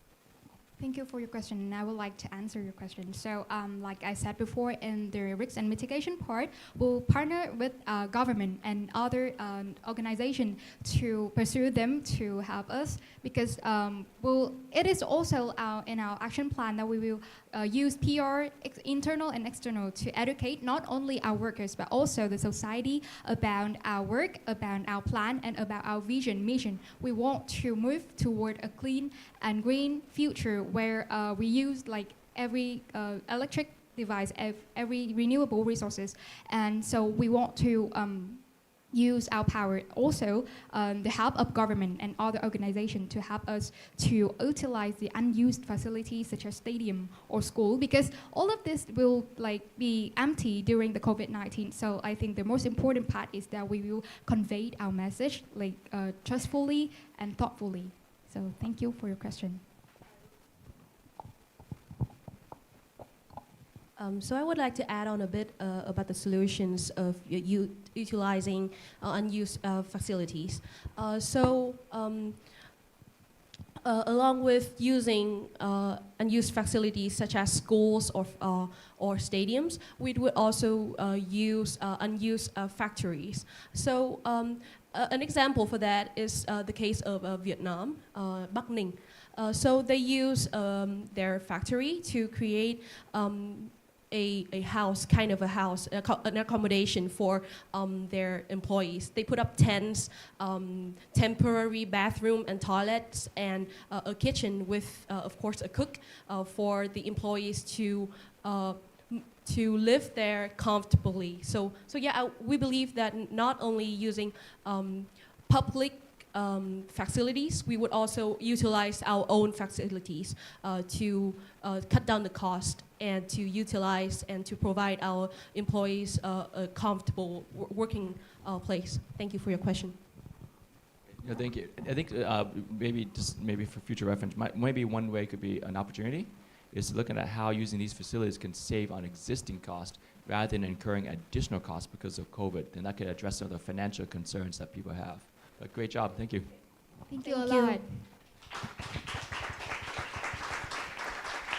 We have about 5 more minutes, so if you have any further questions.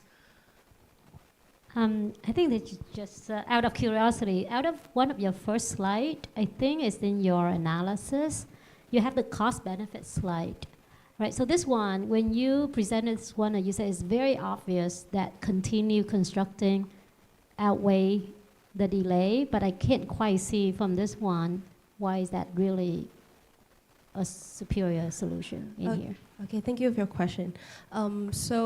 As they have mentioned in the case, although that there was a lockdown in India, the government still open for essential businesses to operate, which is an advantage for Fordham India to continue their construction. More than that, they have mentioned that their decision must be aligned with code of conduct and also the parent company, which is Fordham. The benefits of continuing the construction are listed on the board, which is a line, which is to finish on time with the deadline, which is 18 months. And more than that is a big advantage from the government of India. Adding to that is also the cost of the delay of construction. So if they decided to delay, maybe the safety for workers can be ensured, but the interest rate that they have to pay for the fundings for the solar plant would be really high because we don't know when the COVID will end, and we don't know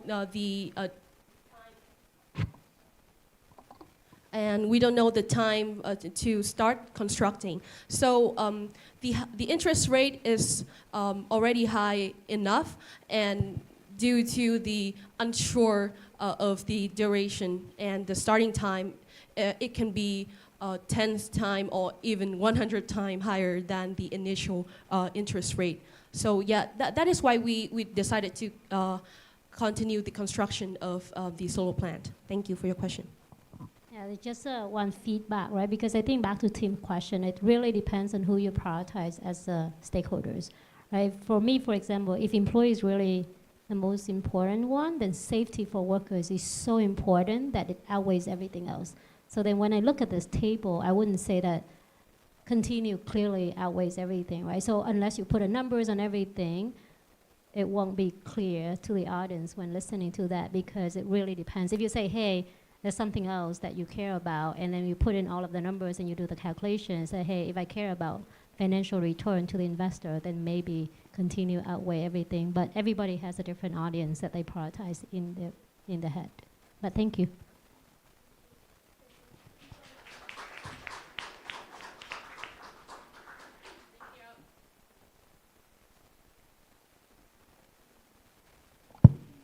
Thank you, our judges, for the amazing feedbacks and questions, and thank you, team, for your amazing presentation.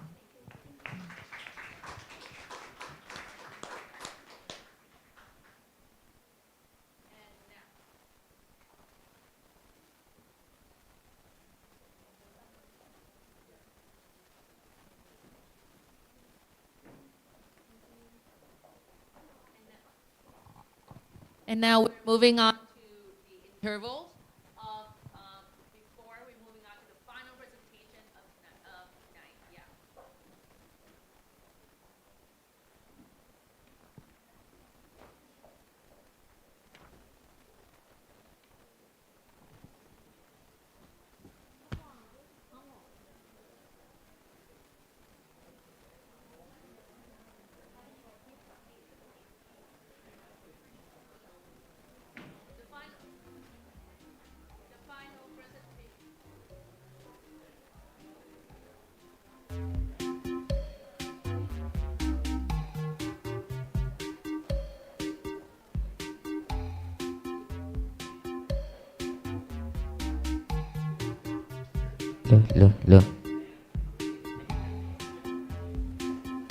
The final presentation will commence at 4:30 p.m. So you will have less than 10 minutes.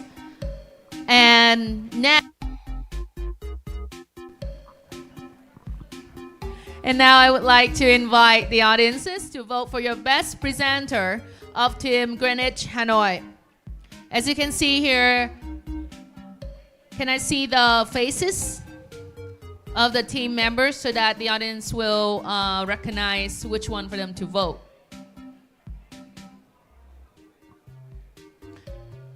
So as you can see, there are 4 presenters, 4 ladies from Team Greenwich Hanoi. They are Nguyễn Thái Bảo, Nguyễn Hải Trang, Vũ Thị Thanh Tâm, and Đào Thu Trà.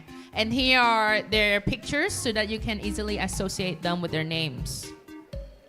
Take your time to vote, and about 3 minutes before the final presentation, we will close the poll and let you know who you selected for the best presenter.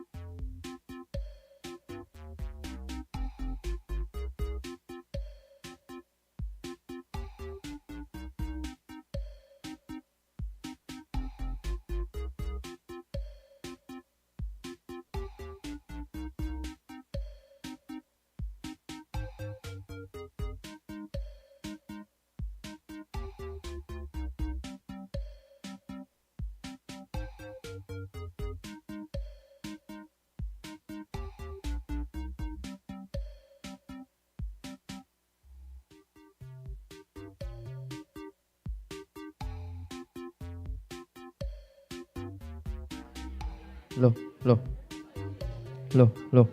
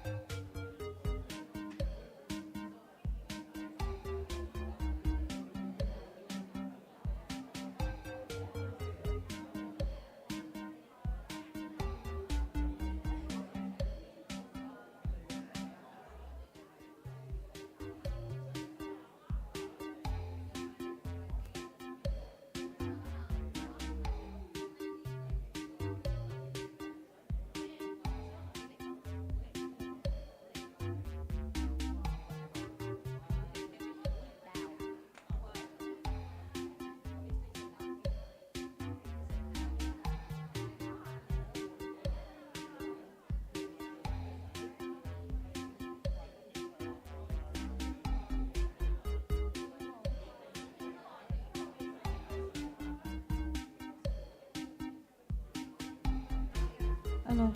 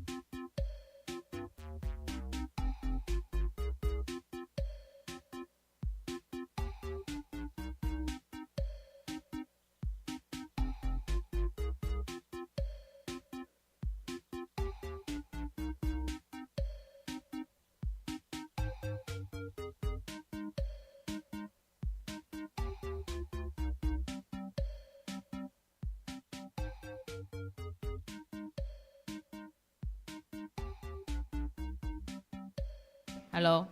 And now, please, our audiences, I would like to invite you to get back to your seat because now we're going to the final presentation of the day. And before that, I would like to know the results, which is who is the best presenter from Team Greenwich, Hanoi.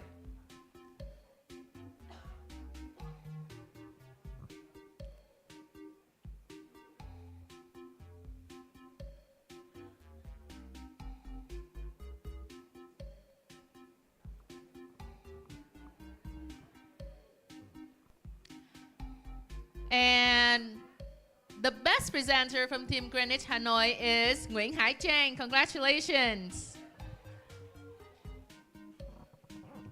Awesome.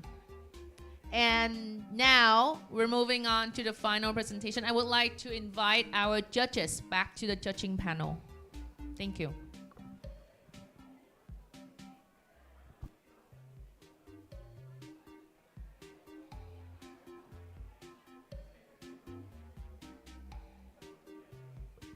And now, ladies and gentlemen, please welcome the final presentation of the day. Team FTU Hanoi, come on to the stage.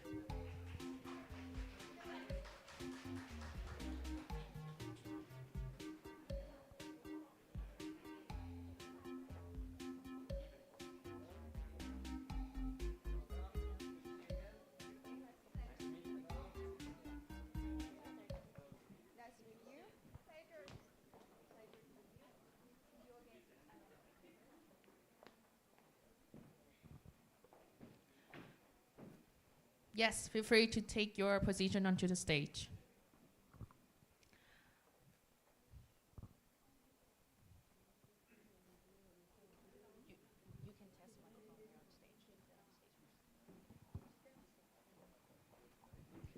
While waiting for their slides to be fully uploaded, can I also change the slide of on my left side to present the faces of the team, please?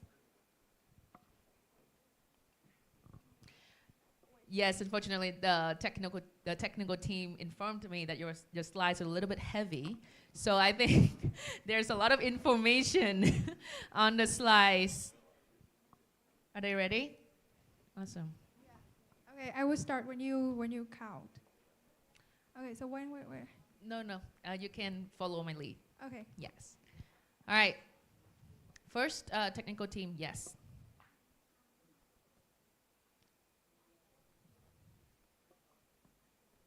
Awesome. Yes. So team, are you ready? Yeah. Yep. You will have 20 minutes to present and then 20 minutes for Q&A. The clock will start counting once you start speaking. Okay? Good luck. Thank you. Can we monitor the clock? Where's the clock so we can monitor? Turn it. Yeah, thank you. All right. So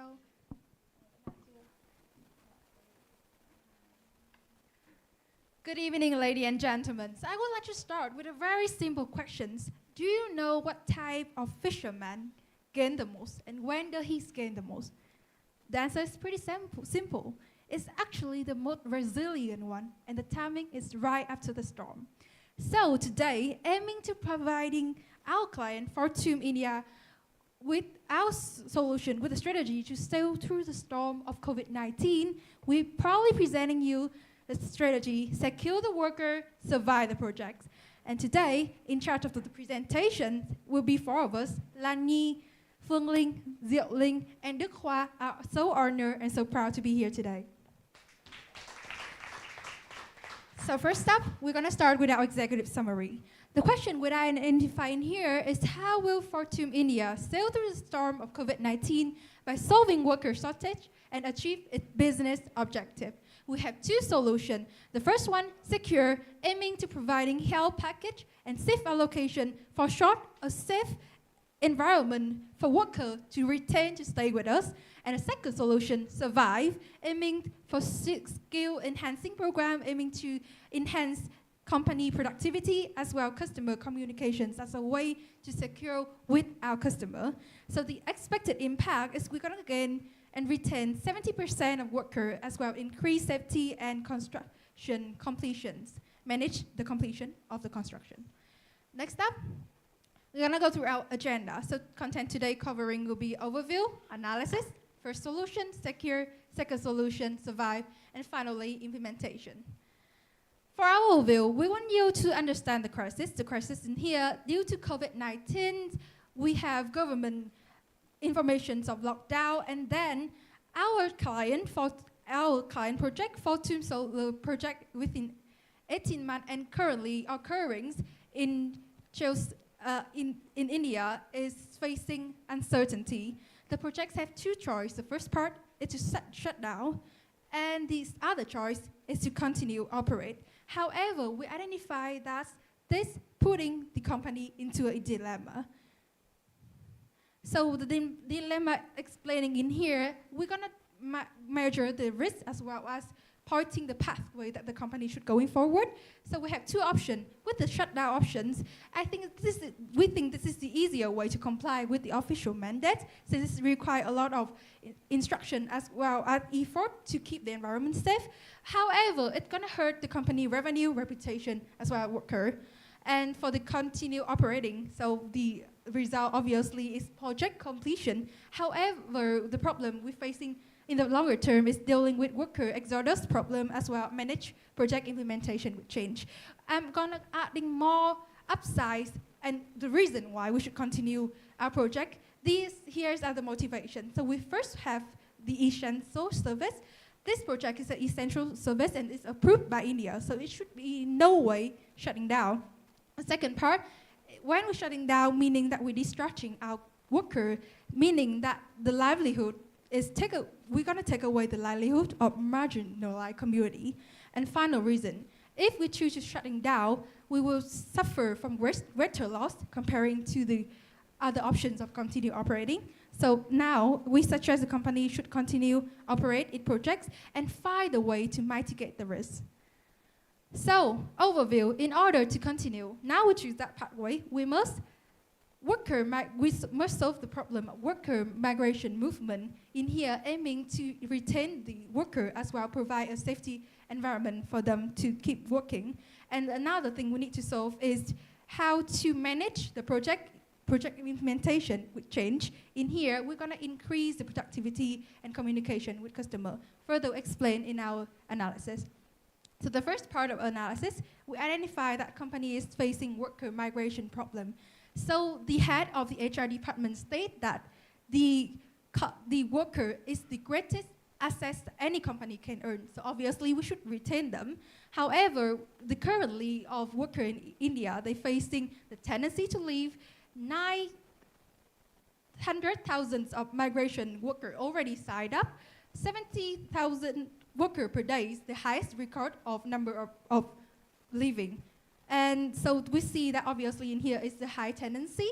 However, we identify the root cause in here that the company lack of retention tactics as well uncertainty of future. So for the future, we will propose the incentive for workers to stay, as well provide safety environment for them to continue their work. And for the uncertainty, we'll provide clear instruction on the company future as well company actions on how to mitigate it. Next part is we identify another problem is company unprepared upon changes. So you see that the first part is fluctuation of labor. This will harming the productivity. Whether the company worker choose to stay or to leave, there is a fluctuation in number, hence result in productivity. We will propose the skill enhancing program for worker. And second of all, is that the unclear completions of date and result. We all know that COVID-19 impact tremendously, and we cannot rectify for sure. So this will harm the customer trust for us as well as our reputation. So for solution, we propose a communication strategy for the company and project to deploy to ensure the project future as well company reputation. So all in all, what we're trying to do today, with our strategy, secure the workers, survive the project, we're providing two solutions. The first part, secure, we're going to go from worker migration movement tendency to a future of our company workforce, safety, working environment. And second of all, currently we're having unclear response upon changes. We're providing the solution, survive, aiming for a future of project and company adequate response upon changes. In here, we're going to tackle the productivity as well, communication. And thus, for to move sail through COVID-19 and achieve business objective, next part will be presented by my colleague.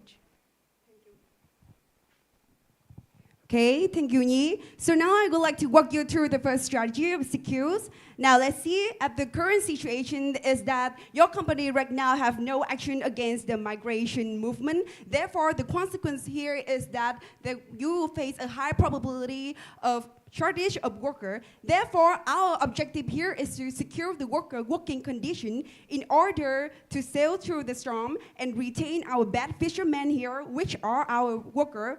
And by two key activities, first is the secure health package, and second is the secure shift allocations. So now let's go into the detail of first, the health package. So we're gonna suggest you on the physical wellness by three phases. First is regular testing, and the second is health supplies, and finally is the special treatment. For the regular testing, we will be providing personal protection equipment, sanitizer and mask, as any company will do. And for the health supplies, we will also provide the medicines and containment enclosure in the order that there will be an affected worker. And finally, for the special treatment, in order to solve the heavier cases, we will suggest your company to partner with local health center to treat the heavier case. So now you can see that in the COVID-19, we not only face the physical wellness problems, but also you can see that a high suicidal rate in this COVID-19. Therefore, as a consultant, we also give consultancies on mental wellness as well for all the employee. First is for the blue-collar employee. We suggest that your company can implement the call center 24/7 to listen to all the problems that these employees can have and take immediate action. And for the white-collar employee, we suggest that beside the call center 24/7, we can also have a personal one-to-one checkup so that they can show your company international code of conduct is that we care about your overall well-being, not only the physical, but as well as the mental wellness. So, for the health package, we focus on the physical and mental well-being. Let's see that what we do on the shift allocation. So for the shift allocation, on your left-hand side, there are several criteria that we're going to focus on, which are the limit in number of shifts per day. So here we're going to have 3 shifts per day, morning, evening, and night. And also there are other 3 criteria, which are the limit in number of teams per construction area, the limit in distance between teams, and finally the fixed working area per team. So you can see here on what we have drawn out for you is that for a company on the construction of the industry of clean energy, there will be the construction area of panel, e-transit, storage, and office. And therefore, we suggest that for each of the construction area, for example, panel, there will be segmented into 3 teams, and 1 team will work at a time. And this will also be applied to 3 other construction areas as well, so that when a team have infected worker, the other team can also work for this team, so that there will be a seamless transitions in our working. So let's take a look at the data collection and tracking path and how will it help you in case of infected COVID-19. So in this data collection and checking part, you can see that we have all the data that I have mentioned before in terms of shift, construction area, team, supervisor, and workers. So for per team, we can have the supervisor who will be the one implement this data collection and tracking path, and the worker in the team will also comprise of unskilled, semi-skilled, and skilled worker. So make sure that our working can have the best productivities, and for this you can have all the data in one path, and so therefore you can have a quick response to anyone infected with COVID-19 and have a seamless transitions in our working. So now you can have a detailed look at the first strategy. What about the second strategy? Now let's move to Ms. Zilling. Sir, okay, thank you. So as a consultants, we are here today to solve the problem and help you to survive the projects. So, but first, let's take a step back into the current situations to be more aware about the problems. So the current situations, we believe that your company is facing a very serious situations with a shortage of the construction workers, and it's pushed you into a consequence of the risk of the huge delay in to complete the construction itself. So our objectives in this strategy is to increase the productivity of the current workers to survive the project for the customer itself. And we envision to achieve this goal by conduct two key activities. The first one, launch the 14 Together work program. And the second one is more about the customer, how we can communicate with them about the project. So the first strategy is about to launch the 14 Together work program. Since you deal with a shortage of the supply of the workers, so we believe that the ultimate goal is right now is to take advantage of the current worker and make them to be more productive. So our objective in this skill is to upskill the current construction worker to increase their productivity. So now one worker can do a lot of jobs. For the unskilled workers, we will leverage them to be more semi-skilled. From semi-skilled worker, they will become the skilled worker. So how will you do that? The first thing, we will identify the scope of work that need the employee skills. We will based on some criteria to get the critical of the scope, work scope or the current shortage of the workers. And after that, we will using the algorithm to match the worker profile to be better align them in the appropriate works. We will based on some criteria such as their motivations or the background informations. And after that, we will conduct the training for them along two phases. The first phase is knowledge intensive training, and the second phase is the training on job. So for the knowledge intensive training, our goals is to provide the job related basic knowledge. So now for the unskilled worker, we will training for them in offline because we realize that they are very limited skill in using technologies. So we will focus on more training offline in the place. So the knowledge provided them is less intensive. And after this training, for example, a building workers now can know how to clean a solar panels. For the semi-skilled workers, we will provide them a training online so you can get familiar with the online platform and very quite tech savvy. And the knowledge that we provide for them is more intensive. And after the training for the semi-skilled worker, they, for example, the assembly workers now can know how to operate in the electronic transit place. So after that, we will provide for them a space to apply job in the to apply knowledge in the practical environment. So we conduct the training on job for them. We will include the expert supervisors, and we'll always tracking the data in terms of the productivity, and then have the better tracking performance, and we will have the retraining continuously to improve their performance and knowledge related to the jobs. So we also realize that the problem is just not about the HR.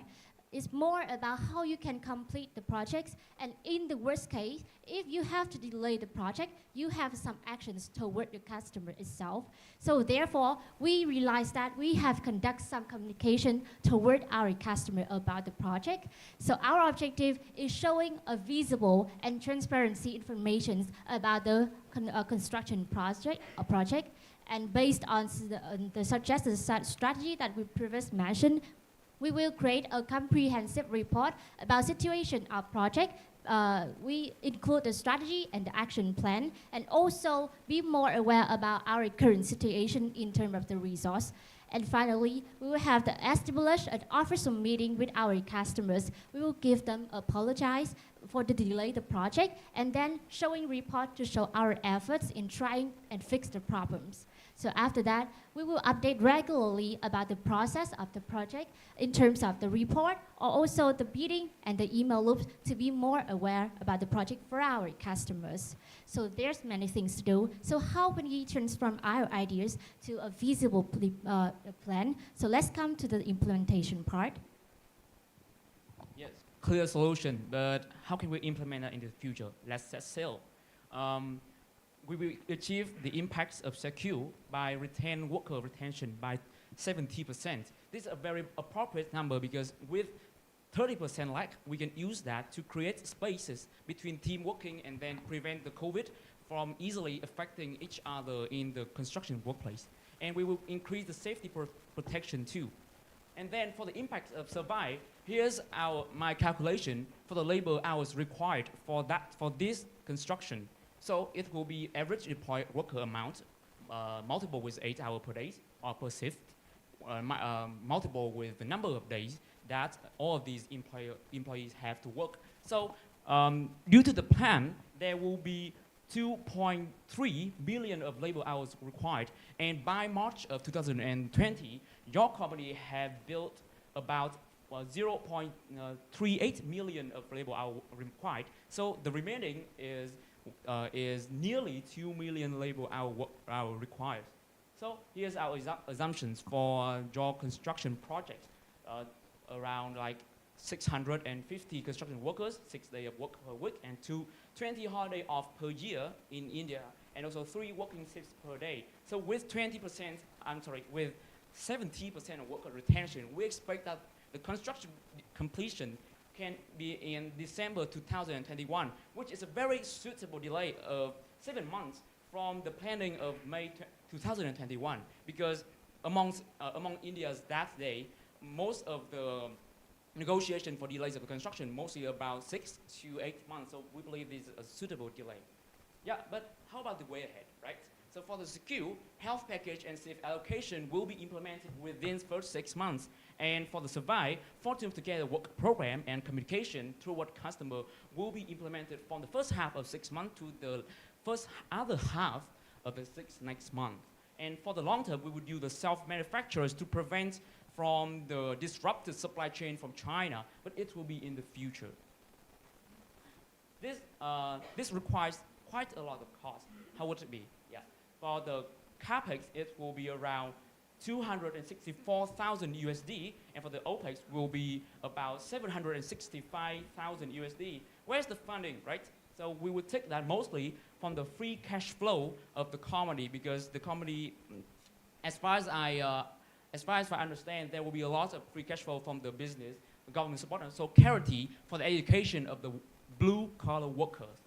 Yeah, and here's the risks and mitigation. The first one is unfit small team division when we first apply to it, so we can do the hands-on training and also safety promotion. So to tell them that they should do that and find ways to fit into it. The second risk is the high amount of unhired workers. So we will transit the skills of future projects, because India is one of the top 3 growing countries of clean energy. So especially for the DER project, decentralized energy network, it will require a lot of more skilled workers, right? And the third risk is the cash punishment. So we will do the negotiation, flexible cash payment for them due to the completion, and also disrupt the supply chain. We'll suggest you to build a domestic supply based on product link scheme of the India government to promote for the domestic manufacturing. And here's for the risk map, as you can see. So to recap, please Nhi. I'll recap what we have done today, aiming to provide a sustainable future for our client, Fortune India, to sail through the COVID-19, one of the only one to sail through. We have 2 solutions, secure and survive. And thank you for your listening. Okay. Just a few seconds passed, but yes. Thank you again, and congratulations on finishing your presentation. And now I would like to invite our judges for the questions. I would like to invite Ms. Vũ for the first question. Thank you so much. Very thoughtful and well-presented solution. Really love your creativity in your presentation as well.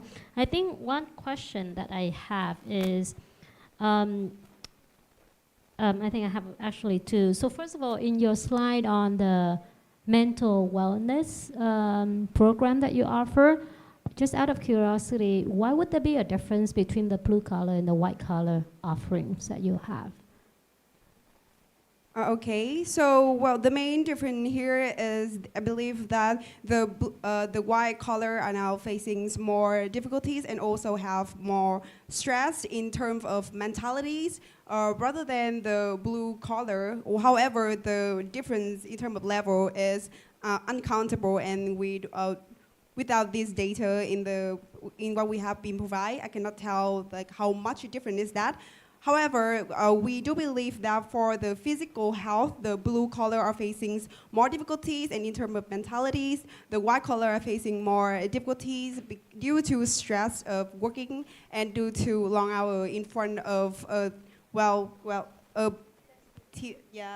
yes, in front of, as you can see, like your PC or your smartphone or many calls and tons of meetings, and yes, I do believe that it creates a lot of stress in the COVID-19. Thank you for your question. I get what you try to say, but I would just challenge that just for you to think, right? I think in a time of COVID where crisis happens, I don't think it really matters where you sit. I think the stress comes from not knowing about your health, your family, the uncertainty.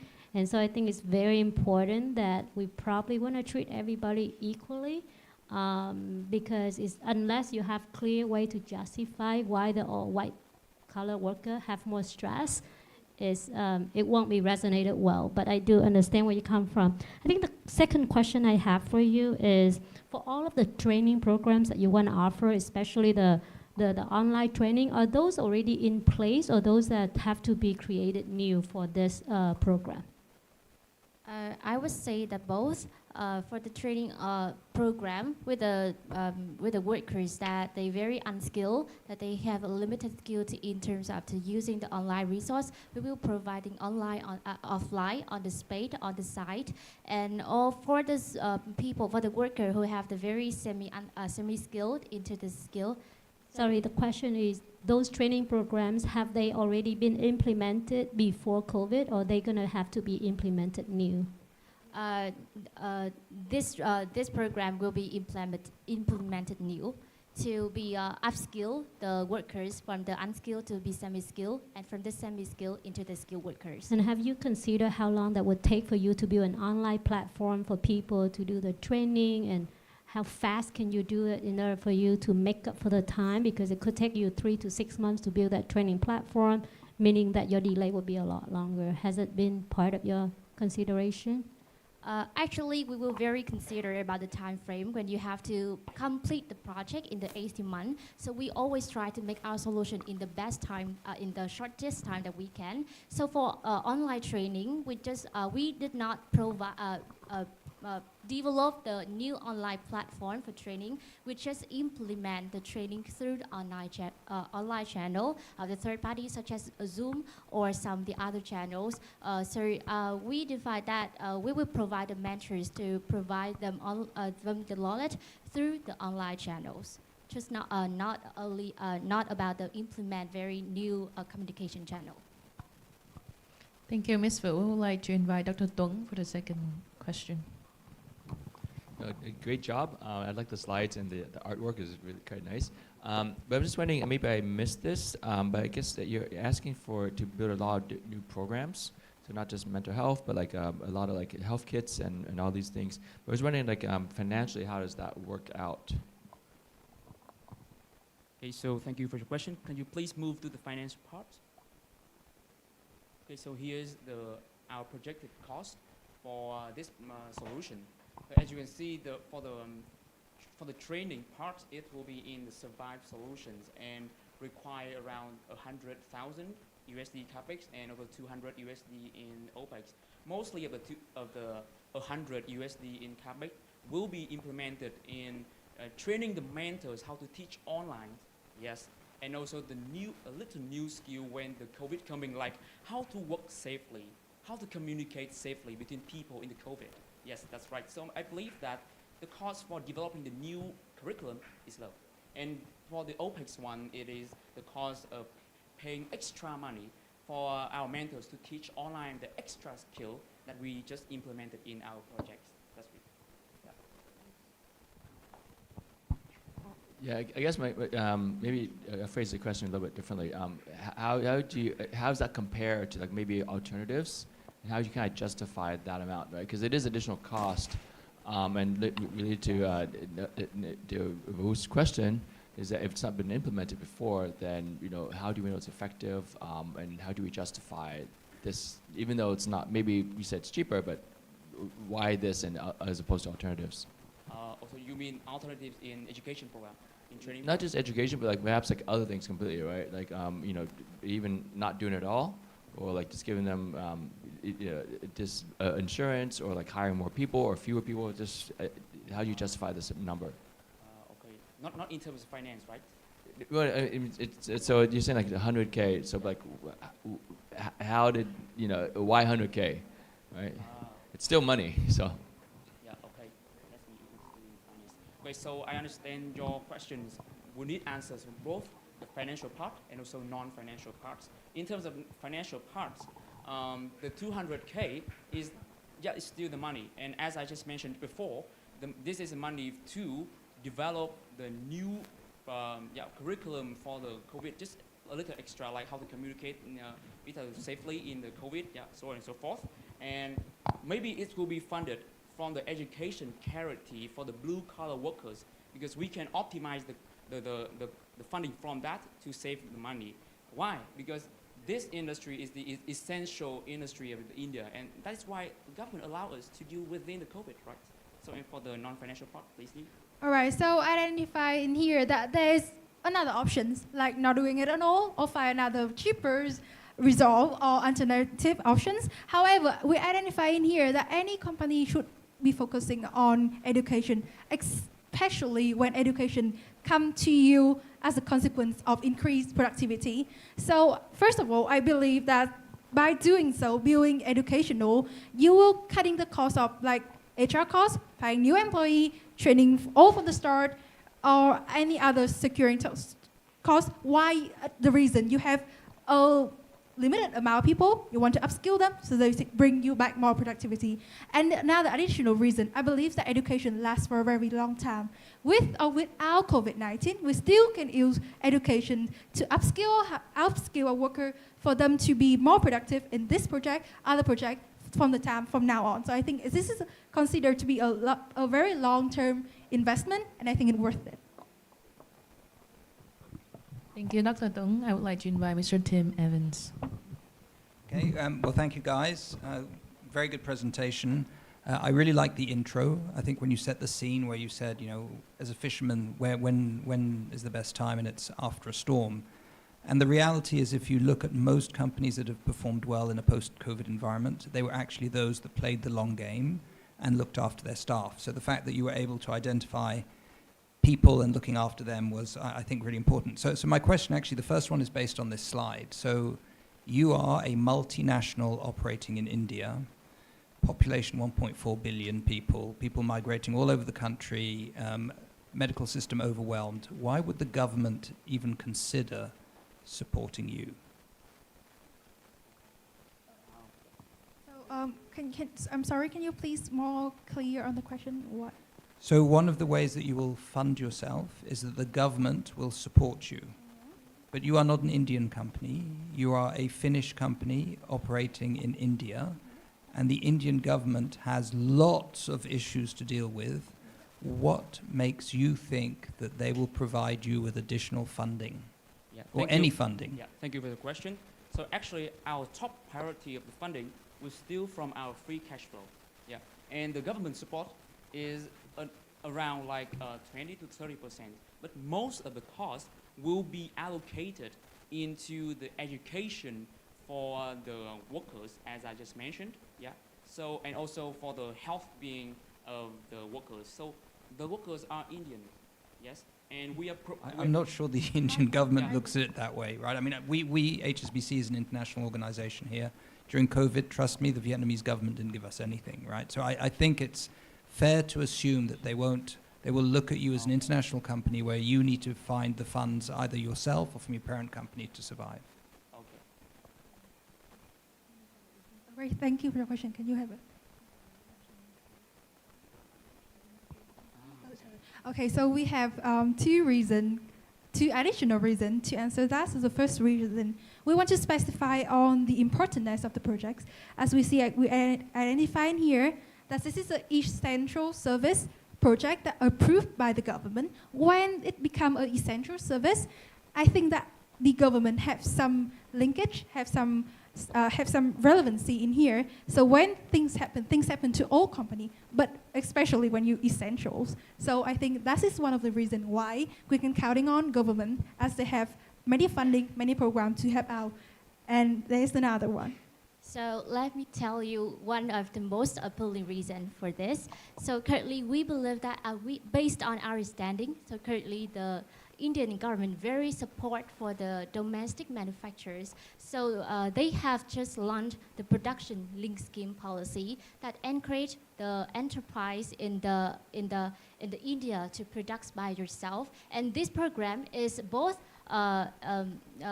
eligible for the Indian company and the foreign company that they run business within the India. So we believe that very strong reasons for the government to support our company, and especially the energy saving industry is receive a lot of concerns and also a lot of attentions from the government support. So we believe that is very strong reason. That's why we receive the funding from the government itself. Okay, and then my second question is that you were looking to do a collaboration with various hospitals during COVID. Now, the reality is that the medical system in Vietnam, but also in India, was completely overwhelmed during COVID. So the ability to be able to get any sort of spare capacity earmarked for a single company was highly, highly unlikely. So what makes you think that you would be able to negotiate a special deal for your staff with a state or private hospital when they are already overwhelmed? So first of all, I believe that for the partnership with local health centers, I do believe that in the state of India, there will be many local health centers. And also these health centers, we will mainly focus on the heavier case. And for our solutions, can you back to the slide of shift allocation?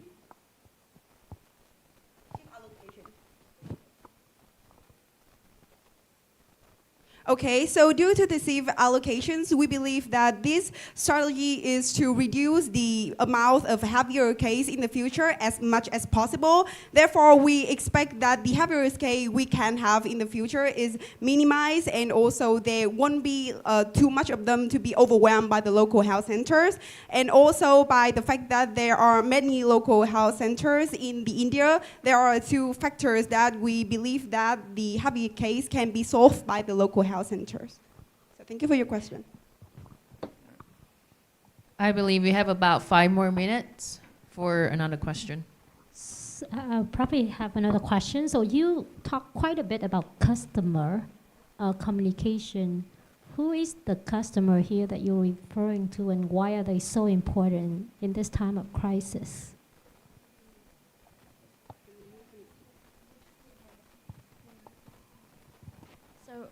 We believe that the customer is the government and also the employee itself. Since we believe that we have responsibility to update about the progress of the project towards the government, and also for the employee to be more trust about the company operations. Is that the company is able to provide the very stable jobs for them. So we believe that it's not about how we change the working environment to be more safety for our employees, but it's more about how we update for them about the opportunities in terms of the career, and we ensure for them the stable jobs and stable future in terms of jobs for our employees as well. Gotcha. So your employees are your customers in your definition? Yeah. I see. Okay, thank you. All right. Thank you so much. Thank you our judges for the amazing questions and insights. And thank you team, because your presentations was over by 1 minute, so your Q&A was shortened by 1 minute to make it fair and square. Once again, congratulations for finishing your presentations, and thank you very much. Thank you, judges. And that is the wrap for the 4 presentations of this year champion round. And for the next 10 minutes, I have a lot of things to ask for your favor, dear audiences. But first, I would like to invite our dear judges to go to the judging room and to make the most important decisions of the day. And while waiting for our judges to make the decisions, we have a couple of activities and a couple of favors we would like to ask our audiences to support us with. And first and foremost is, of course, our usual favor is please vote for the best presenter of the 4th presentation from Team FTU. And on my left side, it will be pictures of the 4 presenters today so that you can easily associate them with the names on the screen. They are Đỗ Diệu Linh, Nguyễn Đức Khoa, Nguyễn Ngọc Lan Nhi, and Nguyễn Phương Linh. This poll will be a little bit faster than the previous polls because right after this poll, we will vote for the best presenter of the whole day. So please grab your phone right now and help me decide your favorite presenter of Team FTU. Hun. And here are the pictures of the presenters so you can easily make your decisions.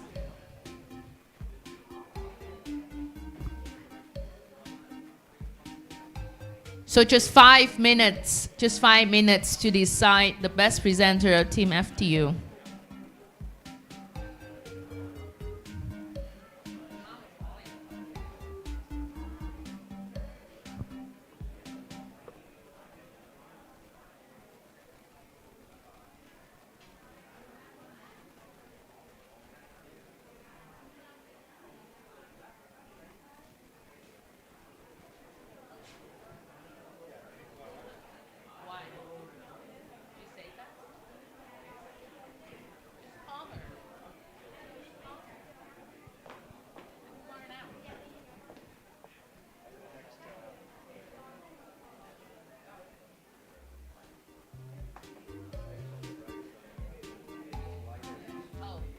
Yeah.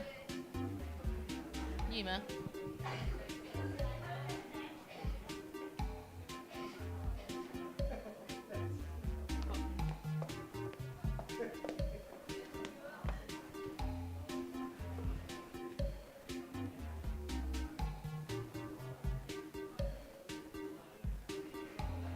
Chiếc điện thoại con nó có 1 triệu.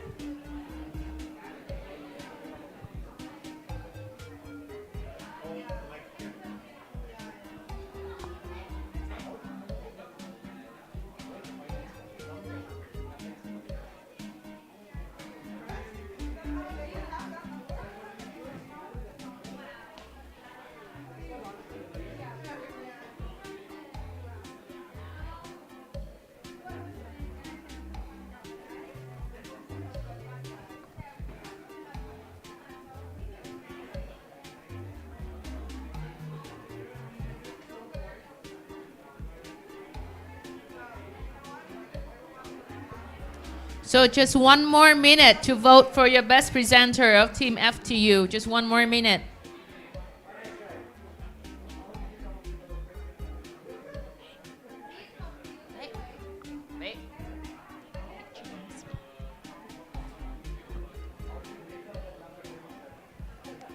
And then soon after this vote, there will be the biggest vote for today where you will vote for the best presenter of the day. So please stay tuned and help us find out the best presenters.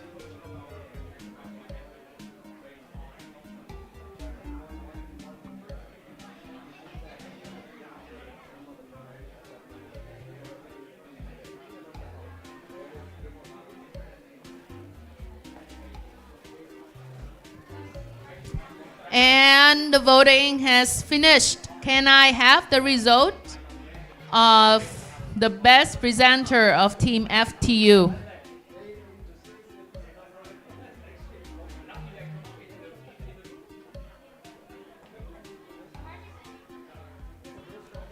And the best presenter of Team FTU is Nguyễn Đức Khoa. Congratulations.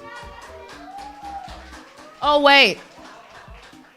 Oh, sorry, because I ended the vote right before somebody else voted for Nguyễn Ngọc Lan Nhi. So the best presenter from Team FTU is still Nguyễn Đức Khoa.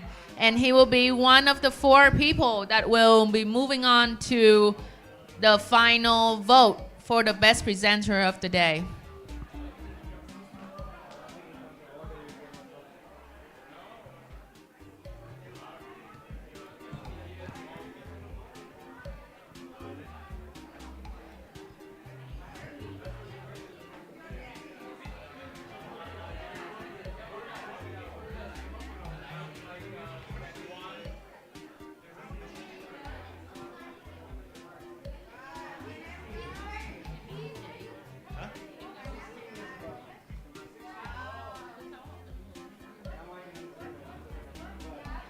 I'll be back in 10 minutes.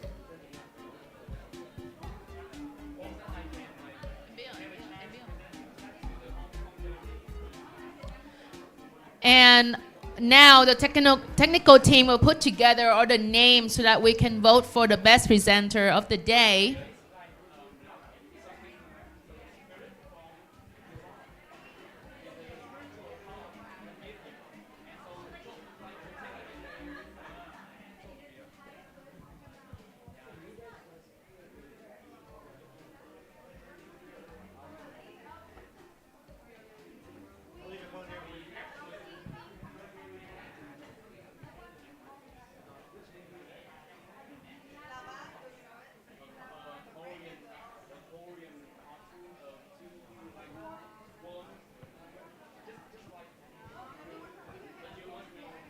While waiting for the new vote to come up, I would like to introduce to you a little bit about the organizations that have been accompanying HSBC in the making of the business case competitions. The first one is VITSEEDS Foundation. VITSEEDS Foundation is a non-profit organization that focus on developing the younger generations. Especially VITSEEDS is committed to giving access to education and developing students who come from different backgrounds, but they are full of potentials, determinations, and passions.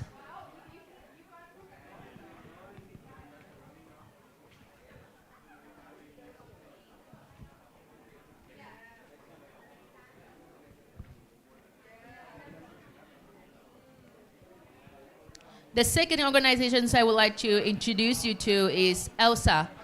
ELSA Speak is a prominent education technology startup based in Silicon Valley, America. Founded by a Vietnamese businesswoman, Ms. Vũ Văn, one of our judges for today. With its own proprietary and world-class speech technology using deep learning and AI to listen to the way language learners pronounce words, sentences, conversations, or speeches to pinpoint the exact errors and provide real-time accurate feedback on the speaking mistakes with specific suggestions on how to improve. The company is well known for its 2 main AI-powered products. Mobile app, ELSA Speak, an English-speaking learning app for all level users to practice their speaking every day with a personalized learning pathway. Web app Elsa Speech Analyzer, an in-depth tool that can listen, identify errors, and help students to perfect the speaking.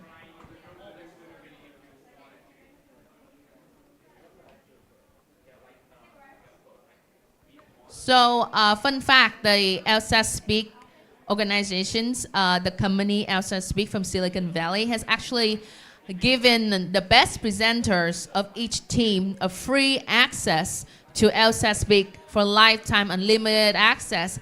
So if you're already very good at presenting, Elsa Speak can help you even speak better with more confidence so that your accent and your speaking style will be a lot more like the native speakers.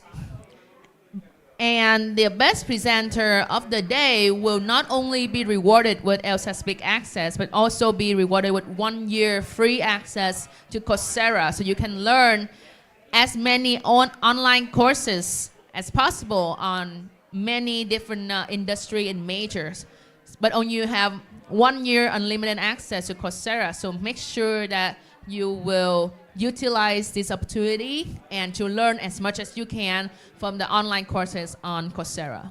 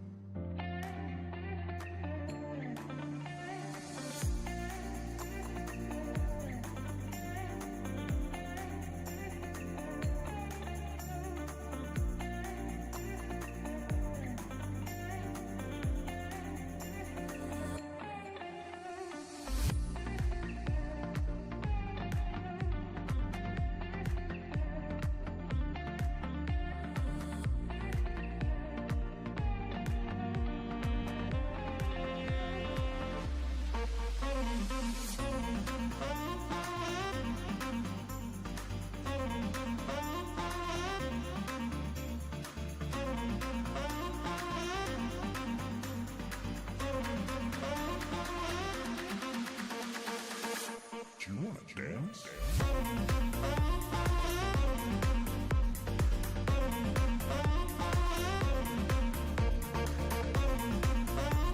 Now, please look on the screen and help us vote for the best presenter of the champion round.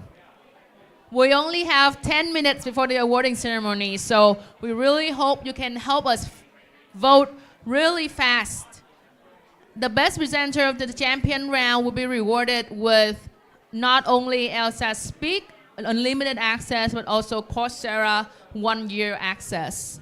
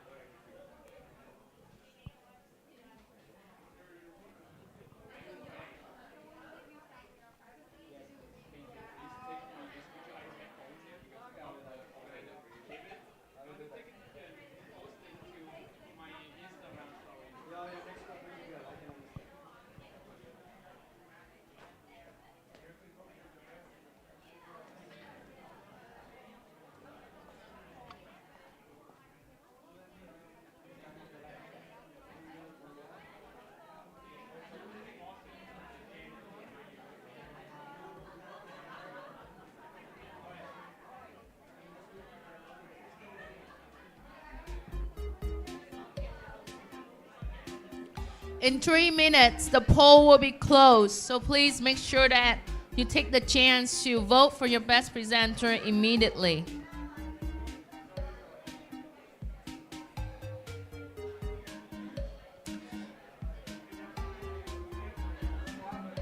the meantime, I think I will invite one of the contestants today so I can interview them about how they feel to share a little bit about their experiences to the audiences. So, contestants, will anybody volunteer to share your feelings and experiences with the competitions? Raise your hand.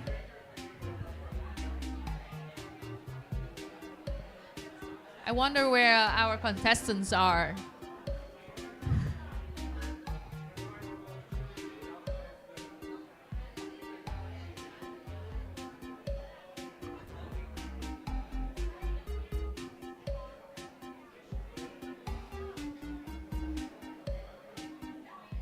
I think everyone is super busy to vote for the best presenter already, so nobody volunteered to share about their feelings. Someone, go ahead.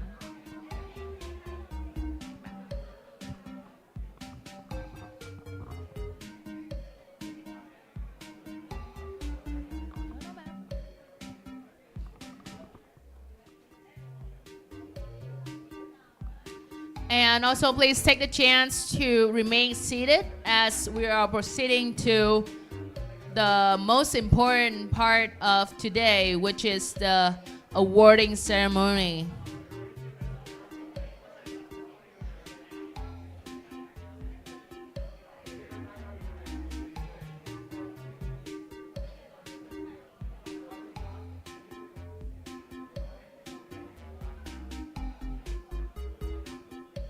So our dear contestants, does anyone want to come on stage to share about their feelings after your presentation? Raise your hand.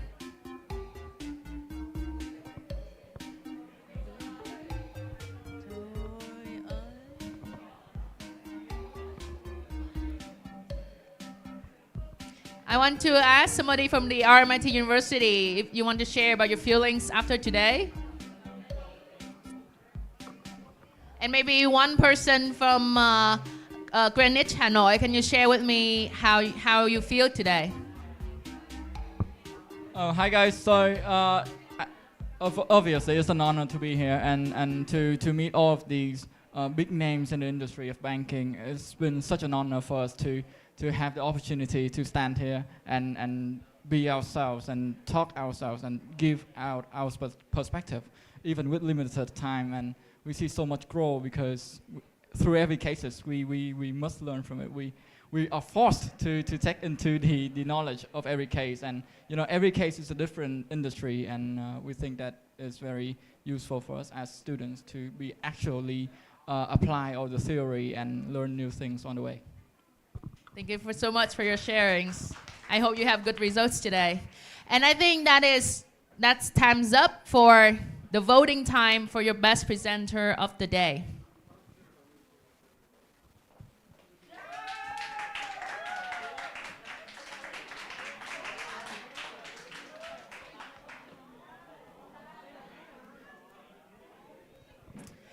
And as you can see on the screen, congratulations, Ms. Go Fung An from RMIT, who is the best presenter of the champion round.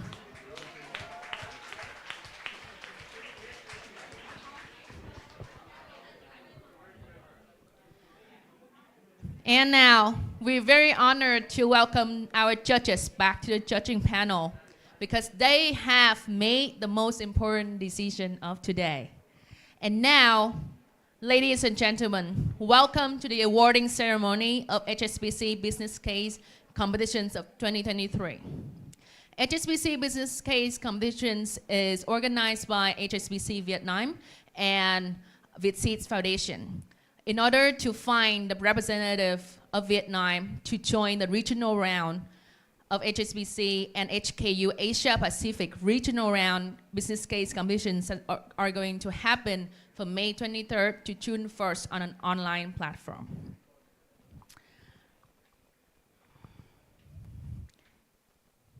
And now I would like to invite Mr. Tim Evans onto the stage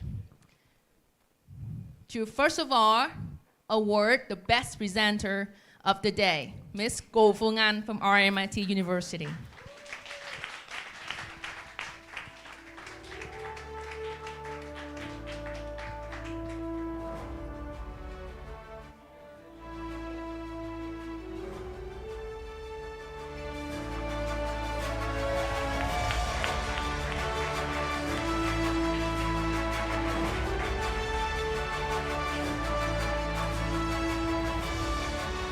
Thank you, Mr. Tim.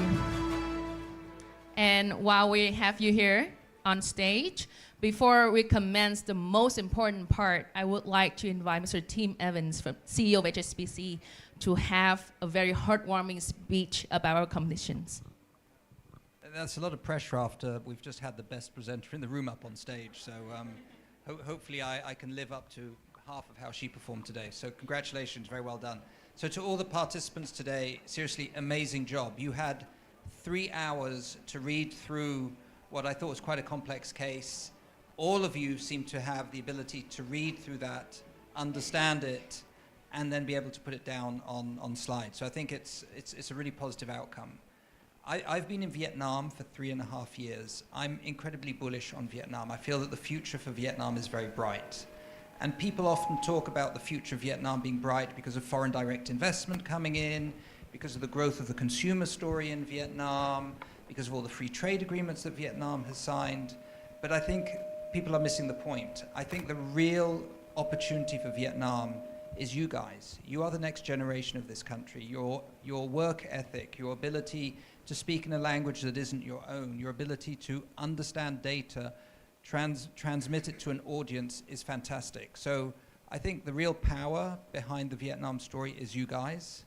So please do keep going. I know that if I was a student, I wouldn't come even close to what you're doing. So fantastic. And you should be very, very proud of what you've achieved. But Vietnamese people in general should be very, very proud of what you stand for. So thank you very much for participating in this and giving of your time. I know as a student you have very little time. So fantastic. Congratulations. So if we could just give a round of applause to all the participants, please.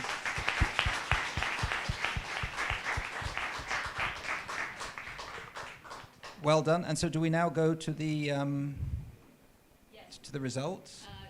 No, actually. Okay. All right, sorry. Not yet, not yet. I want to keep the audience a little bit anticipated. So now I would like to invite Ms. Vo onto the stage to give us some words. She is the CEO of LSS Speak and also the co-founder of VietSeeds Foundation.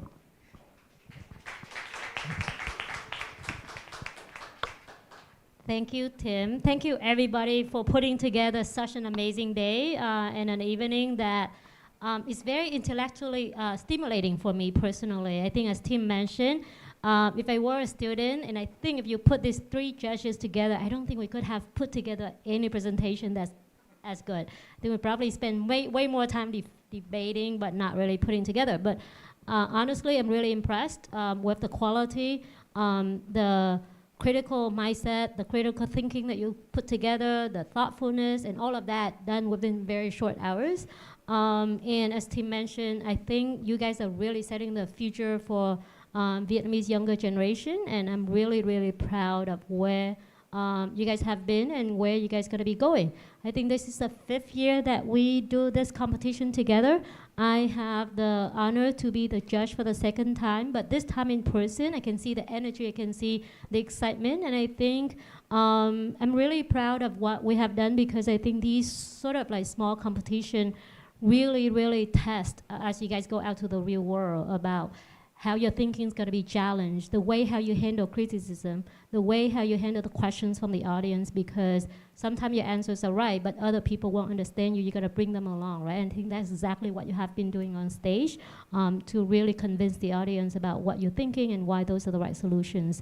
And I hope that you will carry that spirit, that learning into the workplace, because I think we need a lot more people like you in the future. At VietSeeds, right, we believe in the human potential. At ELSA, what we're working on is really believing in the power of communication, and I think you guys really embody those values and the spirits that I personally really strongly believe in. So I'm really, really looking forward to more competitions in the future. Having seen it go into 5 years, I have seen the growth of the journey of everybody, and can be more proud of what you guys have done up until today. So again, congratulations.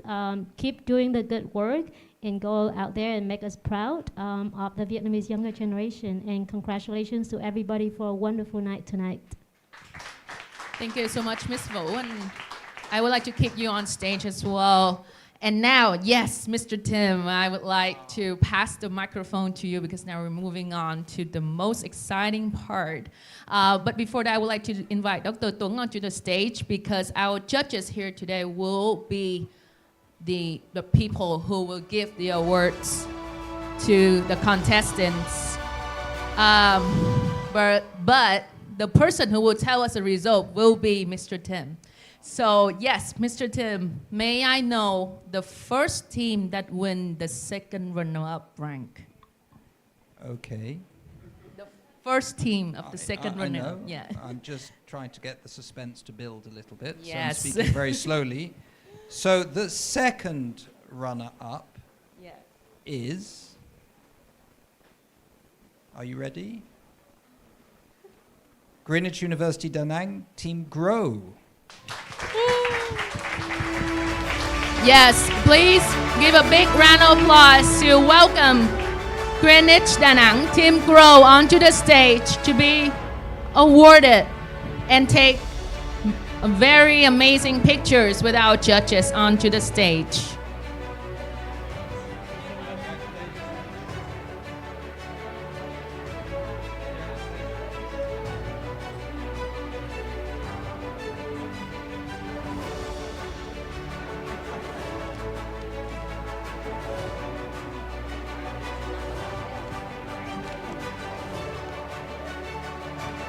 Yes.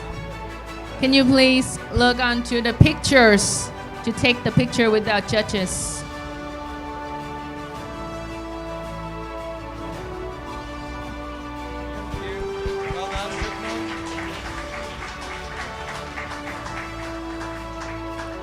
Congratulations.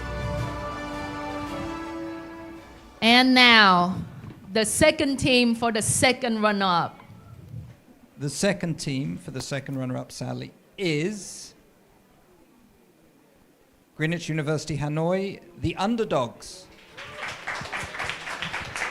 Congratulations, Greenwich Hanoi team, the UD.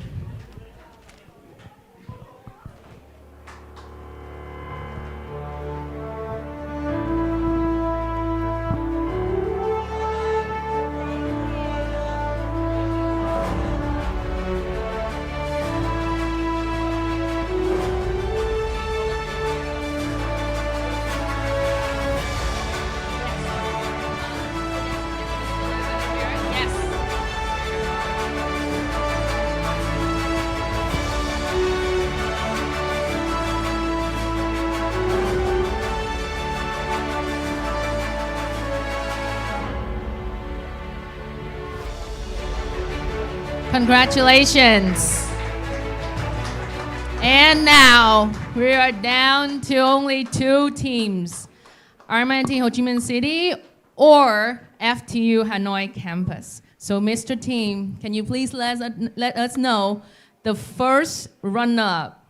Well, clearly when I give the first runner-up, we're also going to know who the champion is. Exactly, right? So are you ready, guys?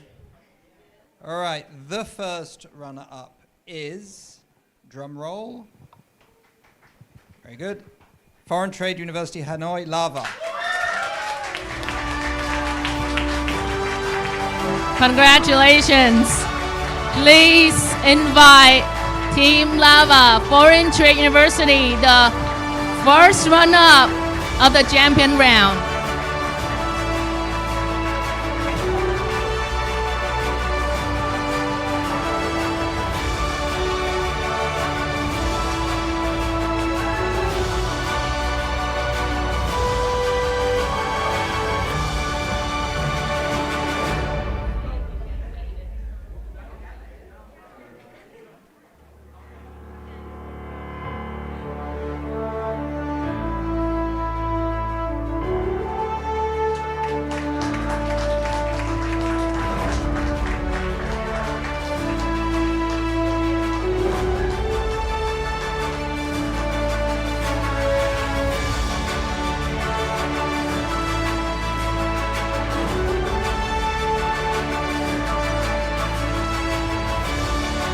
Congratulations, thank you so much. And now, as we all know, The champion of HSBC Business Case Competition 2023 is RMIT University from Ho Chi Minh City campus. They will represent Vietnam to join the HSBC Business Case Competition's regional round on May 23rd.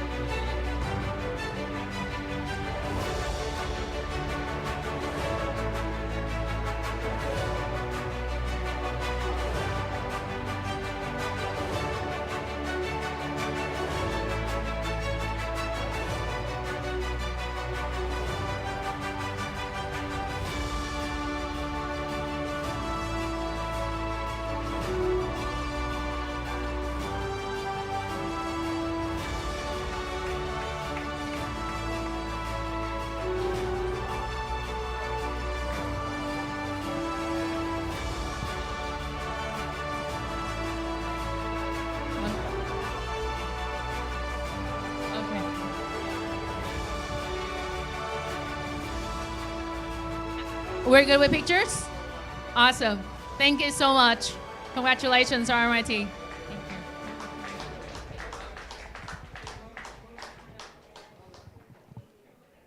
And thank you again for our dear judges for the amazing time.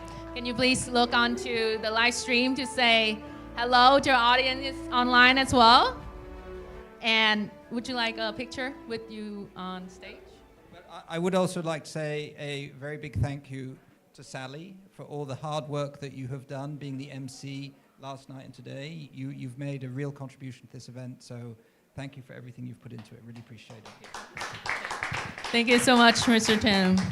And I would like to say thank you to the coaches, the mentors, the trainers who are actually here today. You are super busy with your workload, but however, you still make the time here and join from the very beginning to the awarding ceremony to support the students. Thank you so much for your time, and thank you so much for your support. Thank you.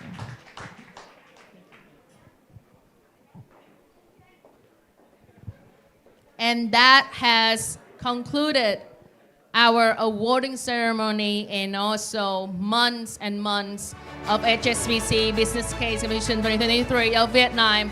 We're very happy because finally, after 3 years of online platform, this year we finally can return to an offline event with the welcome dinner yesterday and the champion round. So that is the amazing opportunities for students to connect, to meet and greet with other professionals and learn so much from you. Once again, thank you so much and have a great evening.